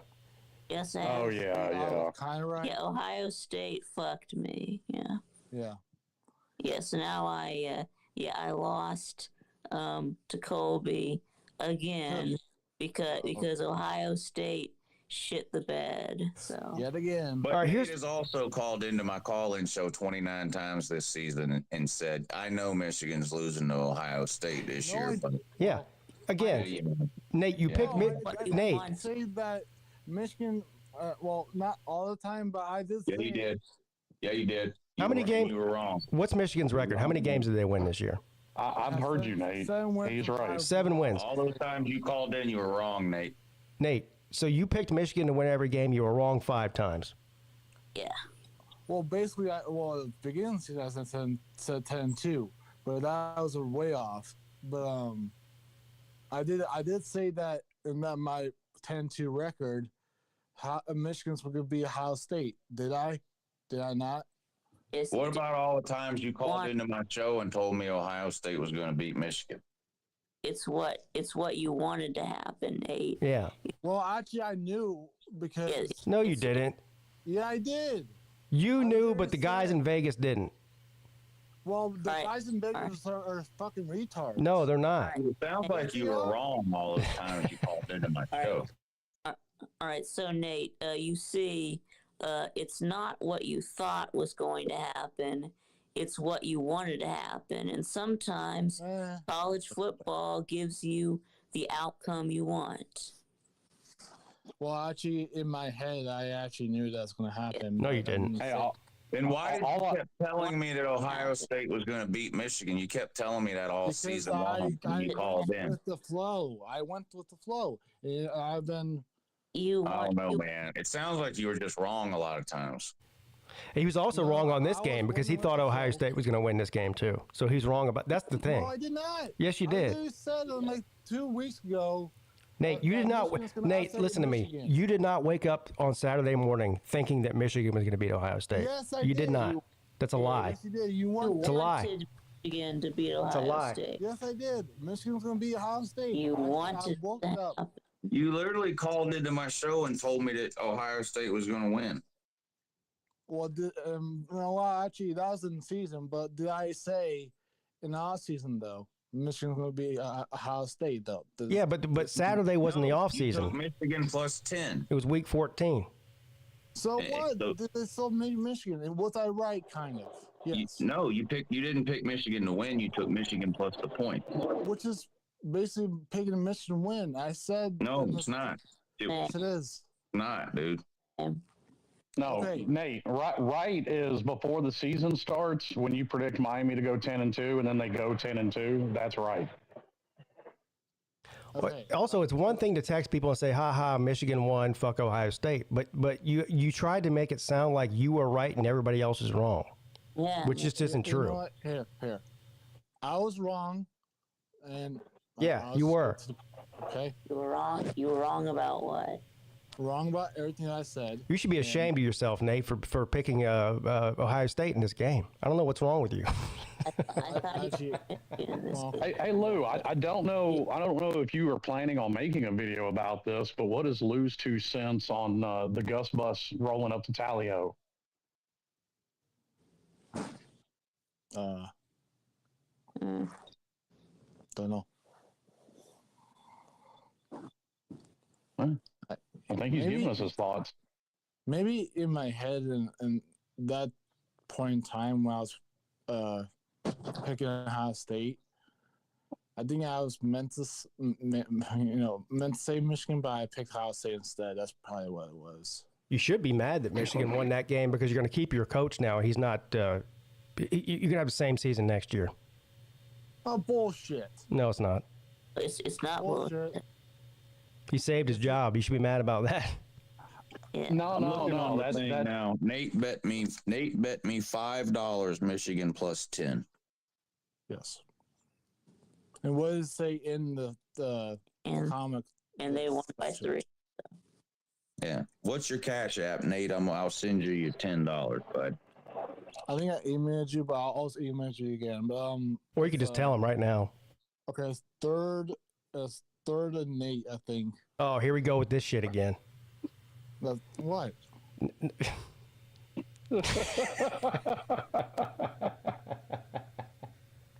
Is it on YouTube? No. 3rd and 8. Or maybe it's Nuke the Groot. Whatever. I sent you an email. Does your Cash App name change every time you change your YouTube name? No, Hey, Lou, send him $9 instead of 10 for lying. I'm fine with that. I'm fine with any. a $1 lying fee. I can't find anything on Cash App called 3rd and Nate. Of course you can't. That's what I was saying earlier. You want me to email you? Color me surprised. You want me to email you? All right, do you have Nate, hey, you know what you can do, Nate? You can send a Cash App request to Uncle Lou, and he can just fulfill it. Yeah. What does that mean? When you open up your Cash App, there's a button that says Request. Hit that, click Uncle Lou, and request $9 or $10, whatever it is. Okay. Yeah. Here's a 10% profit. So Are you only send $1 request? Damn. no. Oh, Pete, did you see Bobby Petrino worked himself into another head coaching job? I did not see that. Where's he going? Bumfuck College in Timbuktu. Some school I've never heard of. What, like an before. FCS team or something? Or I think so. no? There you go. State? I can't believe there's still people dumb enough to actually hire that guy. Gumpman72 says that Malachi Moore is the next head coach at Michigan. Is that true? Fake news. we already have a Malachi Moore here. I mean, Malachi Moore went 9-3 this year in his first year ever as a head coach. So. They already have Sharon Moore. I mean, Malachi Moore lost to Vanderbilt, Tennessee, and Oklahoma, though. That's three bad losses. I get that, but I mean, he went 9-3 in the SEC his first year ever as a head coach. If Michigan hires Malachi Moore as defensive coordinator, would that be nepotism? I don't know. Malachi Moore has a better record in the SEC than Mike Elko does. Oh, shit. It's true. You know what, though? I'm not hating on Elko. I'm really not. Like, I didn't think they would be this good his first year. That's enough. Well, their win total, their preseason win total was 8.5. So Yeah. they went 8-4. Yep, Texas Yeah. 4. And also, That's what I had. I think I had A&M 8-4. So They're always 8-4. I mean, Jimbo Fisher could have gone to 8-4, and you could have saved $80 million. Yeah. 8-4 in a good year. Plus, they're just fucking weird. My question Well, that was the problem. Jimbo Fisher couldn't even go 8-4. Why do you guys think Michigan's head coach is terrible if even this is his first year? because you lost 5. Because you went from 15-0 to 7-5. But you all said that Michigan could be terrible, didn't you? That is terrible. They are terrible. Well, why just? Well, why I mean, Kirby. judge by what you say if he? Well, I mean, Kirby was 7-5 in his first year. Yeah, I mean, what? Did Kirby come in after a 15-0 season? And that was a terrible year. He came in after a 10-3. But you used to call him Michigan's terrible. Michigan didn't fire their head coach because they were terrible. He left to go to the NFL, and this guy sucks. Sorry to tell you, they're going to be just as bad. They might be worse next year. Well, in the first year, like Vic might said, be worse. Kirby, I'm not comparing. Yeah, because I don't think the defense is going to be as good next year. Right, but I mean, Michigan is not going to the national championship game next year. So, do you think it's possible Sharon Moore doesn't know what he's doing?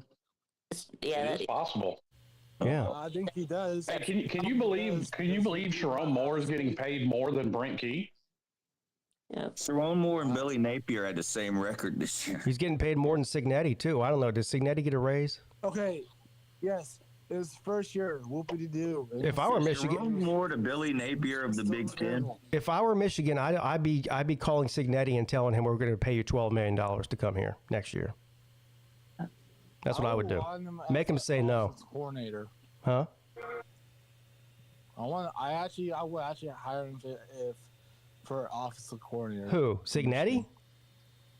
Yeah. Why would he take an offensive coordinator job when Indiana's better than you and he's a head coach? Going from Indiana to Michigan is a downgrade. Yeah. Yeah. Yeah. For actually know, how we know that Michigan's gonna be terrible next year if you know. Same reason we knew they were going to be terrible this year. Yeah. because their head coach doesn't know what he's doing. You don't have Jim Harbaugh or Connor Stallions. That's How why. do you know that? If he's not, if he doesn't know what he's doing, why do you beat Ohio State then? Because Ryan Day doesn't know what he's doing. Then why do you say that Ryan Day is a good coach and he still doesn't know what he's doing? So what's the Moore is 2-0 against Ryan Day. So. Doesn't Sharon Moore have more losses this season than Ryan Day has in the last 3 seasons combined? Yes. Yes. That is correct. True. But it's first season. You can't really judge his first season. Signetti's first season at Indiana. Ryan Day made it to the national title his first year. All we have to judge is his first season. Of course, we can judge his first season. That's all we have to judge. And right now, every single year that Sharon Moore has been a head coach, he's been terrible. Well, every single year. What do you mean he's been terrible? He's been terrible every year that he's ever been a head coach. He's been terrible. No. He hasn't been head. This is his first year. He has been a head coach. First year. Exactly. Right. Every year he's been terrible. Yeah. But every year is his first year. But he's terrible every year. Yeah, his average win total as a head coach is 7. Wow. The guy averages 5 losses a year. So what? Harbaugh was like what 7-5-2, 7-5. Hey, what's Signetti's record as a head coach? 1. So Damn. I don't care. It's Indiana. It's you know how Lewis says that it's one shot wonder with Minnesota and those types of teams. One shot wonder, huh? Indiana is. What happened when Michigan played Indiana? Yeah. Well, I mean, Google Kurt Cincinnati, Nate. He won. I believe it. I believe he won a lot of James Madison. I believe it. Yeah, after the show's over, Google Signetti. I did. And then he went to James Madison and won a lot of... He said, Google me. All I do is win. Guess who doesn't win? I just can't take Michigan seriously until they get a real head coach. Yeah, I can't either. What if they win like 10-2 next year? Then that would be amazing. But yeah, their over/under win total is going to be 7. Well, again. I don't know. Well, yeah, then we'll be singing a different tune. But for now, for now they're horrible. But yes, I would say they're horrible right now, but they're not going to be horrible the years to come. I mean. In my opinion. Hey, y'all could pay Brent Key just as much money, and he'd probably win more games. Yeah, he'd win 8. What, 8 games? yeah. No, I'm good. Yeah, Michigan is about to go back down to where they were before Harbaugh got there. Before Connor Stallions got there. You guys before were Connor wrong. Exactly. No. Okay, you said that Michigan won't win games when Connor Stallions is not there. What do you mean by that? Like 0 wins, 5 wins? No, mediocre. Yeah. Yeah, the M in Michigan stands for mediocre. Well, actually, it stands for Michigan. Yeah, 7 wins is the definition of mediocre. Well, I thought Georgia Tech, for example. I thought mediocre is 5 and 7. That's all I thought. No, that's a losing season. Yeah, that's terrible. Michigan's not terrible; they're just mediocre. There is a team. Michigan be terrible. You didn't say Pacific. It was a 5 and 7 from Michigan. Well, mediocre is terrible. No, mediocre is like in the middle.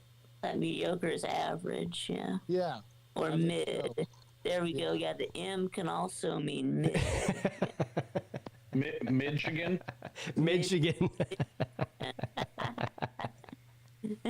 Whatever.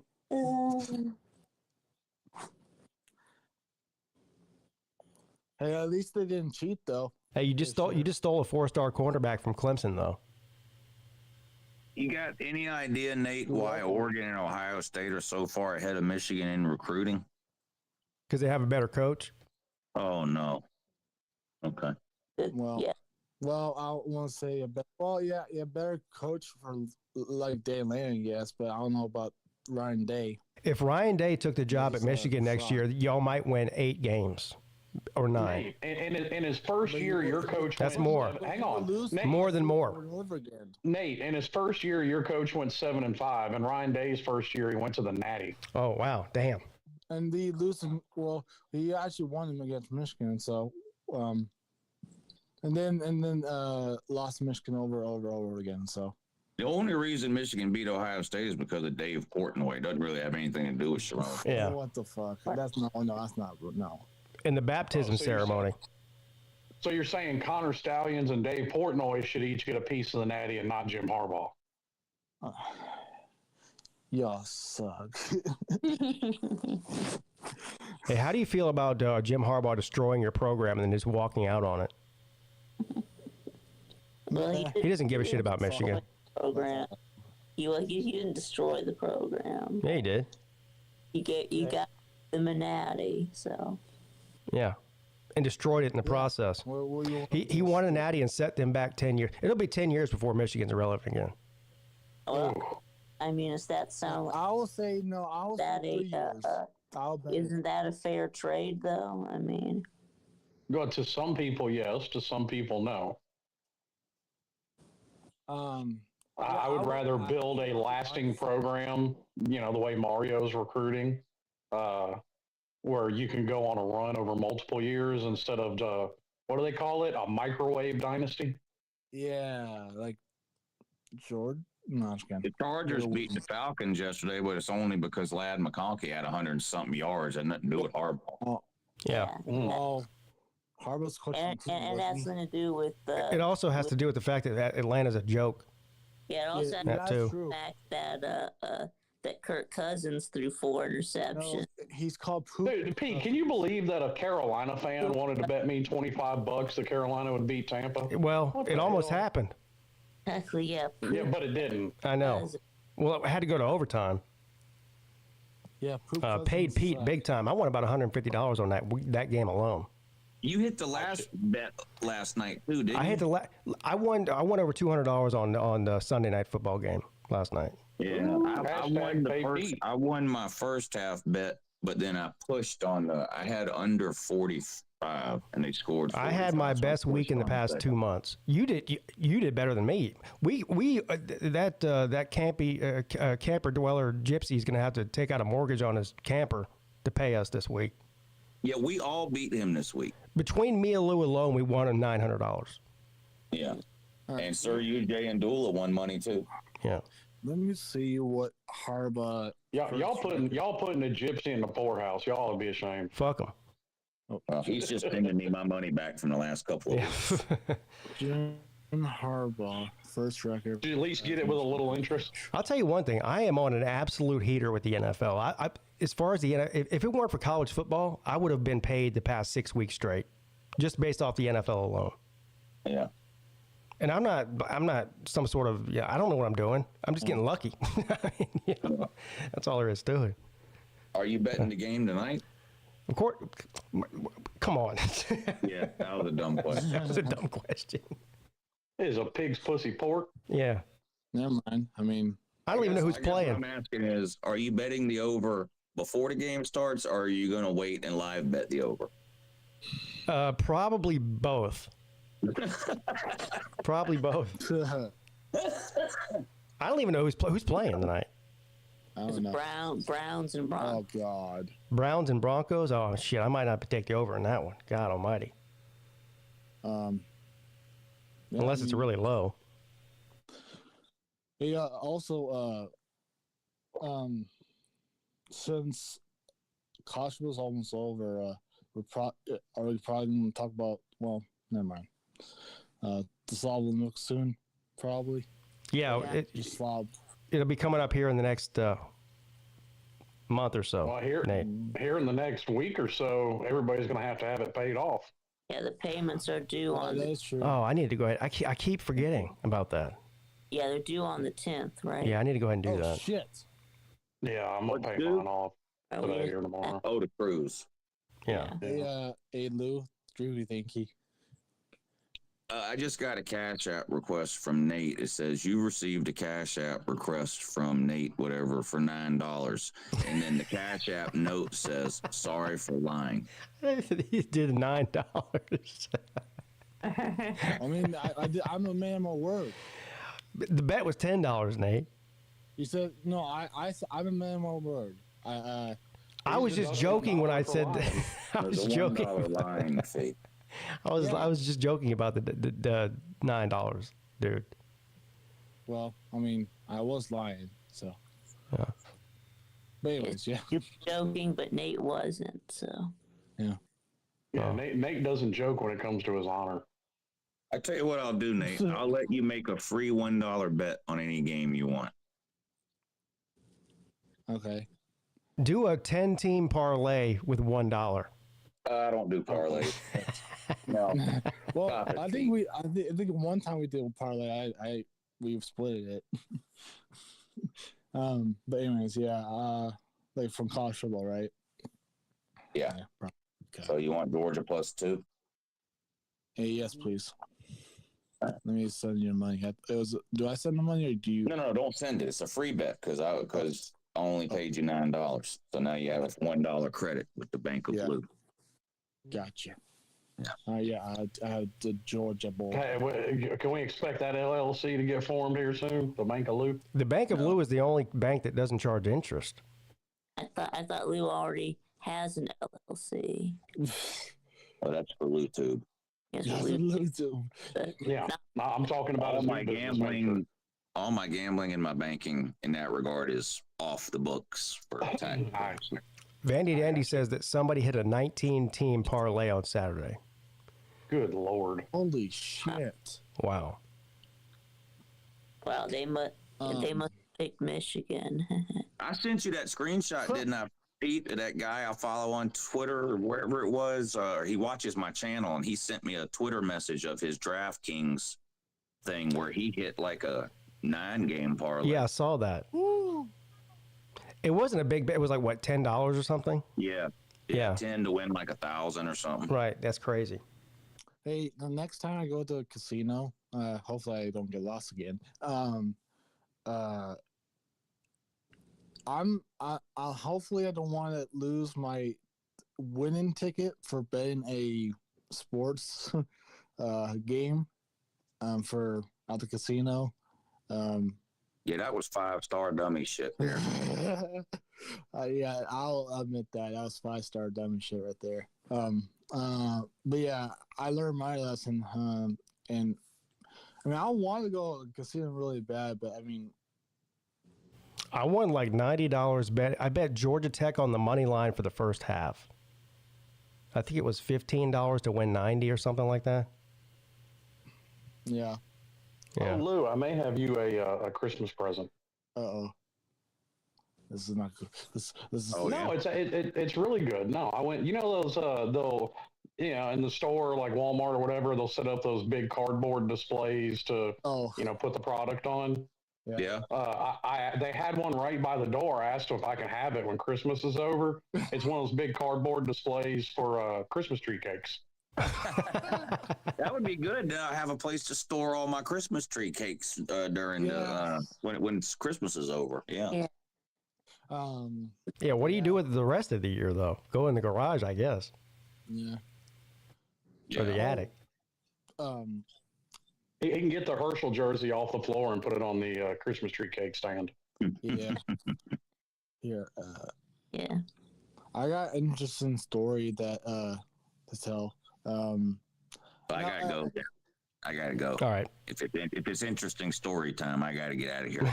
All right. All right. Talk to y'all later. Yes, sir. Ah, damn it, Lou. Anyways,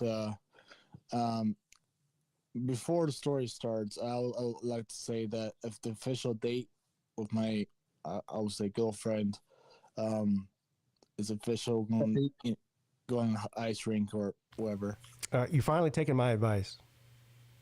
Yes. Good to see. Yep. Yeah. Anyways, the story. I was going to say that I went hiking on the mountain with my side of family my uncle and my little cousin. So basically, we went to cut down a tree. Why? Yeah. Well, it was not my idea. I was trying to help. Why were you cutting down trees? I don't know. Was it for a Christmas tree? Or? Yeah, Christmas tree. Oh, okay. A Christmas tree for my uncle and my aunt. So. Yeah, man, they get their Christmas tree Griswold style. Yeah. Yeah, in Colorado. So you cut down a Christmas tree in Colorado and drove it back to Nebraska? No. They live in Colorado. Oh. I'm from Nebraska, where no one lives here. So, but yeah, I was trying to be a good Samaritan and good nephew and cousin. A good Samaritan? Yeah. I don't think that's the right word for that, but okay. Or just a good nephew. A good Samaritan's like somebody that helps an old lady cross the street, not cutting down a tree in the mountains in Colorado. I mean, you have a point there, but I mean, Yeah, of course I it did. wasn't my idea, but I just wanted to help out. That's all. Well, you do look like Paul Bunyan. So True. I mean, if you look at it closely, I have my shorts on and my sweatpants on. I actually have my shorts on over my sweatpants, and yeah, I forgot my snow pants though. That's the only thing. that's amazing. Yeah. So Georgia could have ended that game, and it didn't have to go to overtime. You know that, right? Right. No. Yeah, an extra point and a field goal. But Oh yeah. Hey, Why? Guess what? They could have, but they didn't. Yeah. Why did they? Why? Kirby Smart and the analytics. Why'd they go for two? that shit. You know, going for two there made no sense at all. And then he didn't go, and he didn't want to kick a field goal. And 4th and 1, I'm like, don't go for it. Not Kick even field goal. not even the analytics chart would tell you to go for two there. So why did they do it? Did he ever address that? I don't know. Kirby Smart somebody should have said something in the press conference if they didn't, because then we wouldn't have 8 overtimes. Was it Kirby's know decision Uncle Lou to said do that. that though, or was that the offensive coordinator that did that? Say that again. Was it Kirby's decision to go for two, or was it the offensive coordinator's decision to go for two? I have no clue, and I have no clue. If it was Kirby, it had to be Kirby. No, offense coordinator. There you go. But it's Kirby's final decision just to get the okay to do it or not, though. Jay wants to know where Caden's been. Hiding or under He's in hiding. He's definitely in incognito right now. Well, he was gone. He disappeared before they lost to Michigan. I mean, he did say he's going to transfer. So, I mean. Well, Yeah. Well, he's down bad now, so he's down real Well, no, bad. he said when he went to go work out, he was going to tell Ryan Day and Chip Kelly what's what. he said he did do that. He also, yeah. I think he also said he was going to transfer to some. He said he was going to transfer to Georgia. Oh, No, he Yeah, said yeah, that. he's that's gonna instead of working out in Columbus, he's gonna go work out with Sleeta. not, that's not going to happen. He can stay where he's at. Speaking of Sleeta, oh my God, he's on the Georgia. You know how he does this. He doesn't talk about college football ever until Georgia's in the playoffs. Then he starts acting like he's the biggest fan in the history of fans. right. He's on a whole heater right now about Georgia. But the ironic thing is he's also a Georgia Tech fan, so I don't know how that works. Yeah, that can't work. That's He was in no, it works. He was in a win-win position Friday. No matter Yeah. what, he wins. Exactly. No, and what I thought he's a 14-teamer. See, I thought. Yeah, because he also won when Georgia State beat Vandy. He won then too. Okay. You bet on the Eagles-Ravens game, Pete. Huh? You bet on the Eagles-Ravens game. I did not. No, I did not. Mm-mm. Okay. Oh, by the way, did you see the sunset on Sunshine yesterday? Oh my God. He got his clock cleaned. Yeah, that was scary because I was following. Well, I don't even know. I don't follow the guy, but he came up on my feed on Twitter. He's a neurologist, and he said based on the symptoms that Trevor Lawrence was exhibiting, That wasn't a mild concussion. It was what he called a TMI, a traumatic brain injury. Now, I don't know. Again, I'm just going by what this guy said. So basically, what the defensive player used was the brace of his forearm and knocked him the fuck out. Well, no, he didn't even hit. The defender didn't hit him in the head. His head hit the turf. That's what knocked him out. No, he used the forearm of his brace. He hit him. He hit him in the face. And as that collision hit, yeah, he hit him in the like the upper neck, lower jaw area. But that's not where the concussion came from. His head bounced off the turf like a ping pong ball. Yeah, that too. But he took a hit from the elbow brace too. Whatever. It was scary. I mean, he was clearly. You could see his body language as soon as the hit happened. He was gone. Oh yeah, I mean, just like somebody getting knocked out in an MMA cage or a boxing ring, he went stiff. Maybe even worse. Boxing is more dangerous than UFC, in my opinion, because boxing only has. Yeah, okay, but as far as this injury goes, I mean, you're talking about. I don't know how fast he was running. Let's say he was running 15 miles an hour, and this guy's running 15 miles an hour at him. That's like getting hit by a car at 30 miles an hour. Yeah, it's dangerous. I guarantee that player's getting suspended for a game or two. Yeah, I don't know. Yeah, I would have to suspend that player for a game because it's weird. Look, I see a lot of people saying it was a dirty hit. I see people saying it was a football play. No, it was a dirty hit because the player slid down. He slid as he was going down, and then he used the brace of his forearm, the metal brace. Well, yes, he's going low, which defenders are taught to do, and then Trevor Lawrence slid. I'm not convinced player safety. Nobody likes a dirty hit or anything, but like some of this shit, they're expecting the defenders to defy the laws of physics. No, Riz Chat, not a Twitter neurologist, an actual neurologist that happens to be on Twitter. I mean. Yeah, but if you're not trying to hit him, you don't use your elbow to bash him in the head. You just jump over him. I don't know, man. Things are happening so fast. What's the guy supposed to do? I mean, Trevor Lawrence slid late. I don't think he was trying to hurt him. I don't. Not the way it looks to me. I mean, sometimes I know people. Listen, here's the thing: we live in a society where, anything that happens, you have to blame somebody else instead of it just being what it is. The guy made a football play. The use of the elbow. The way that it ended was obviously terrible. But does anybody think that guy was trying to hurt him or knock him out? I don't. I don't either.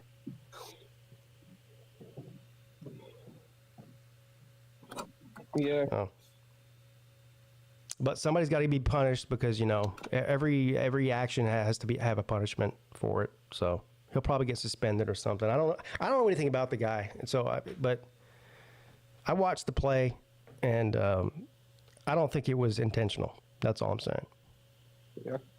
So as for Alabama, the only thing they have to get in is because the way they could get in is because they beat South Carolina, and they only have one good win, and that was Georgia. But then they got two terrible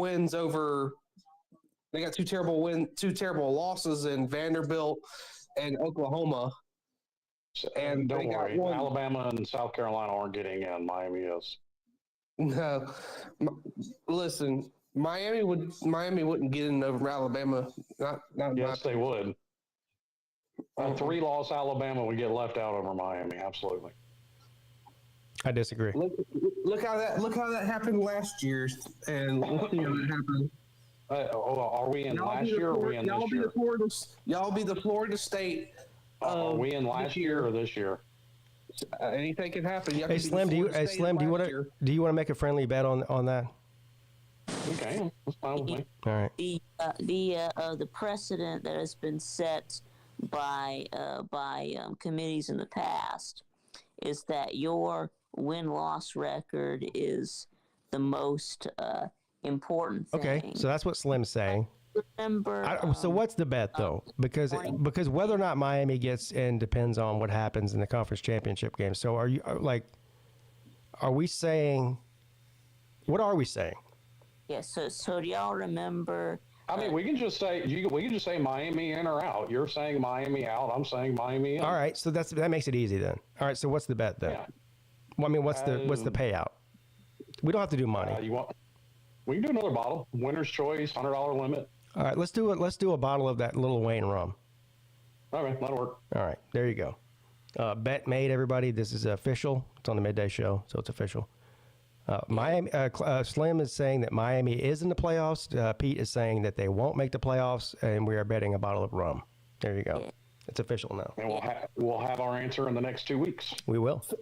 I think we're getting the same scenario like we did last year, except it's a little bit different. The only difference is Miami has 2 losses. Florida State was undefeated, but the only difference is Alabama will get in over Miami, and it'll be just like with Florida State. Alabama will get in over Florida State. That's what I think will happen. Yep. Because of brand recognition. Yeah, it's just like in 2016. Remember how Penn State was like 10-2, but they beat Ohio State and they won the Big Ten, but Ohio State still got in over them because Ohio State only had 1 loss and Penn State had 2. Yep. Again, I'm of the opinion that Miami is on the 3rd looking out, not the 1st or 2nd. I think both Alabama and South Carolina will be put in before they would. Yeah, and that really I agree too. off when the committee did that. We'll see. You know, I mean, Slim. To be fair, you did pick Miami to win the ACC this year. You're wrong about that. So there's, I mean. Yes, but also to be fair, over the past 15 years, I would have had a 99% chance of winning the ACC. Hey, who did I pick to win the ACC this year? Wasn't SMU. No. Clemson? And they're not going to either. Miami. I'm about to be right again. I picked Clemson. Of course I picked Clemson. Come on, stop it. Vic. Yeah, he's a Clemson fan. Duh. I picked Clemson to win the ACC. So. What does SMU's defense look like ranking wise? But I don't know that. That's a good question.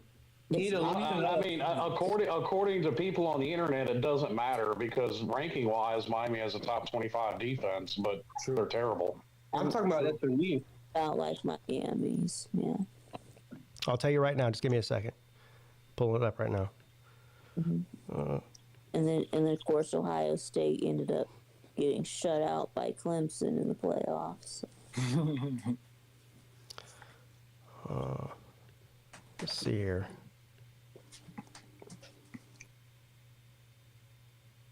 Where's total defense at? Talking about passing and That's what he's doing. Well, I'm doing total defense. Total defense. Yes. All right, so let's see here. Ohio State won, which is surprising.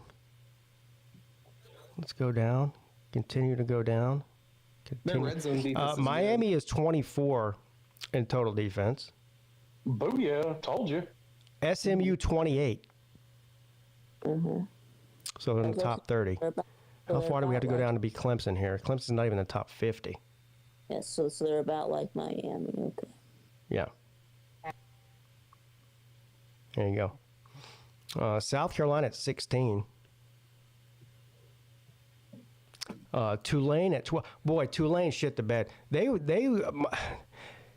That loss to Memphis was huge because they might have been, if they would have won that game, there might have been 2 group of 5 teams in the top 12 at the end of the season. They were in their chances. They fucked themselves over big time in that one. And then if Boise State would have lost, then Tulane would have jumped them. Oh. SMU's got a shot, just like Clemson's got a shot, because Clemson is not good this year, just like they haven't been good last year. They really haven't been dominant. Well, to say they're not good, is disingenuous. I don't think they're great. I don't think they're going to win. They haven't been great. I'll rephrase it. They haven't been great. Great. They improved. I don't think SMU's been great either. I think what you have in the ACC championship is two good teams. Neither one of them is going to win the national championship. And But in a one-game scenario, I'm taking Clemson and Dabo over SMU. I just am. I don't.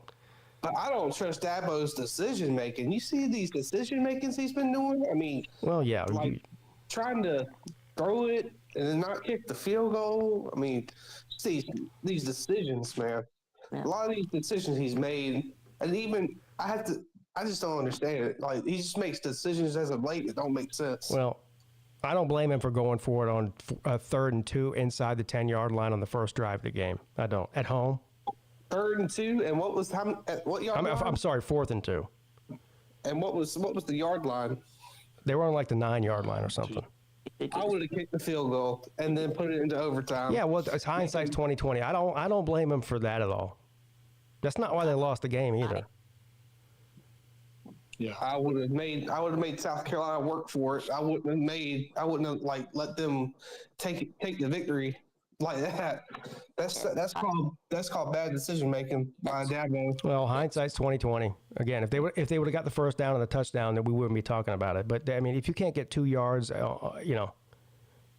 I guess the analytics told him to go for it. No, I think They're stupid. I just think he was like, hey, this is a good team. We're at home. We're inside the 10-yard line. We want a touchdown, not 3 points. I don't blame him for it at all.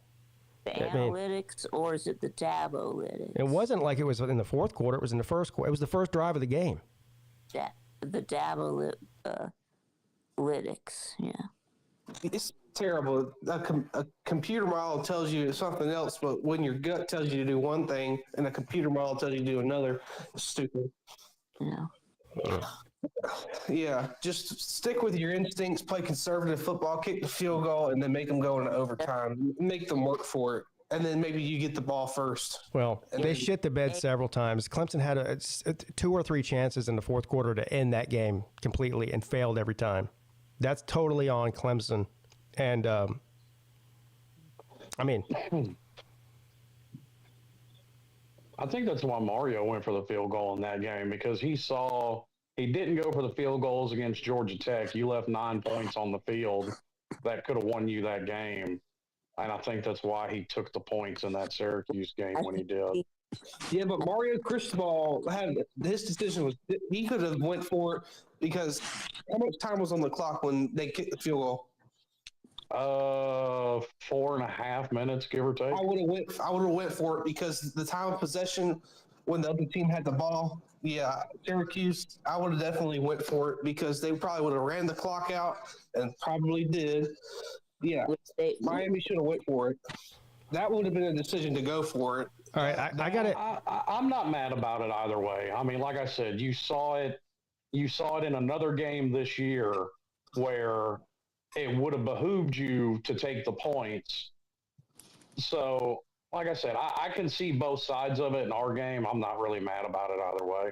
So here's the deal. Here's the situation. Hold on, Jarrett. Jarrett, I was gone for it. I got to end the show. I got to end the show in a minute. But Gumpman72 just joined the show, and he just typed in the chat a minute ago that Jarrett, you need to go clean your room. What do you say to that? Go clean your room, Jarrett. Stop it. With all that nonsense you're throwing out there. Come on, man. It's not nonsense. No. Jarrett, is your room dirty? No, it's always clean. I keep it clean. Oh. I'm OCD. Is your bed made? Cleaned it. Is your bed made, Jared? I always keep it clean. That's not what I asked. I asked if you made your bed. Why would I? What are you talking about? What? That's a no. He didn't make his bed. I have one more question for you, Jared. Is it as dirty as my room? No, nothing's as dirty as your room. Probably not. No, It's probably not. No. Good What's dirtier, Nate's bedroom or Nate's bathroom? Oh, God. Probably both. Or Nate's search history on the internet. Oh, shit. Yeah, the search history. Yeah. The search history wins that. I said hands down. basement. Wait. Yeah. I still think that Alabama's getting in over Miami, in my opinion. I mean, Well, you know what they say about opinion. I wouldn't be shocked if that happened. I mean, out tomorrow. But Jared, do you know what they say about opinions? Yes. What?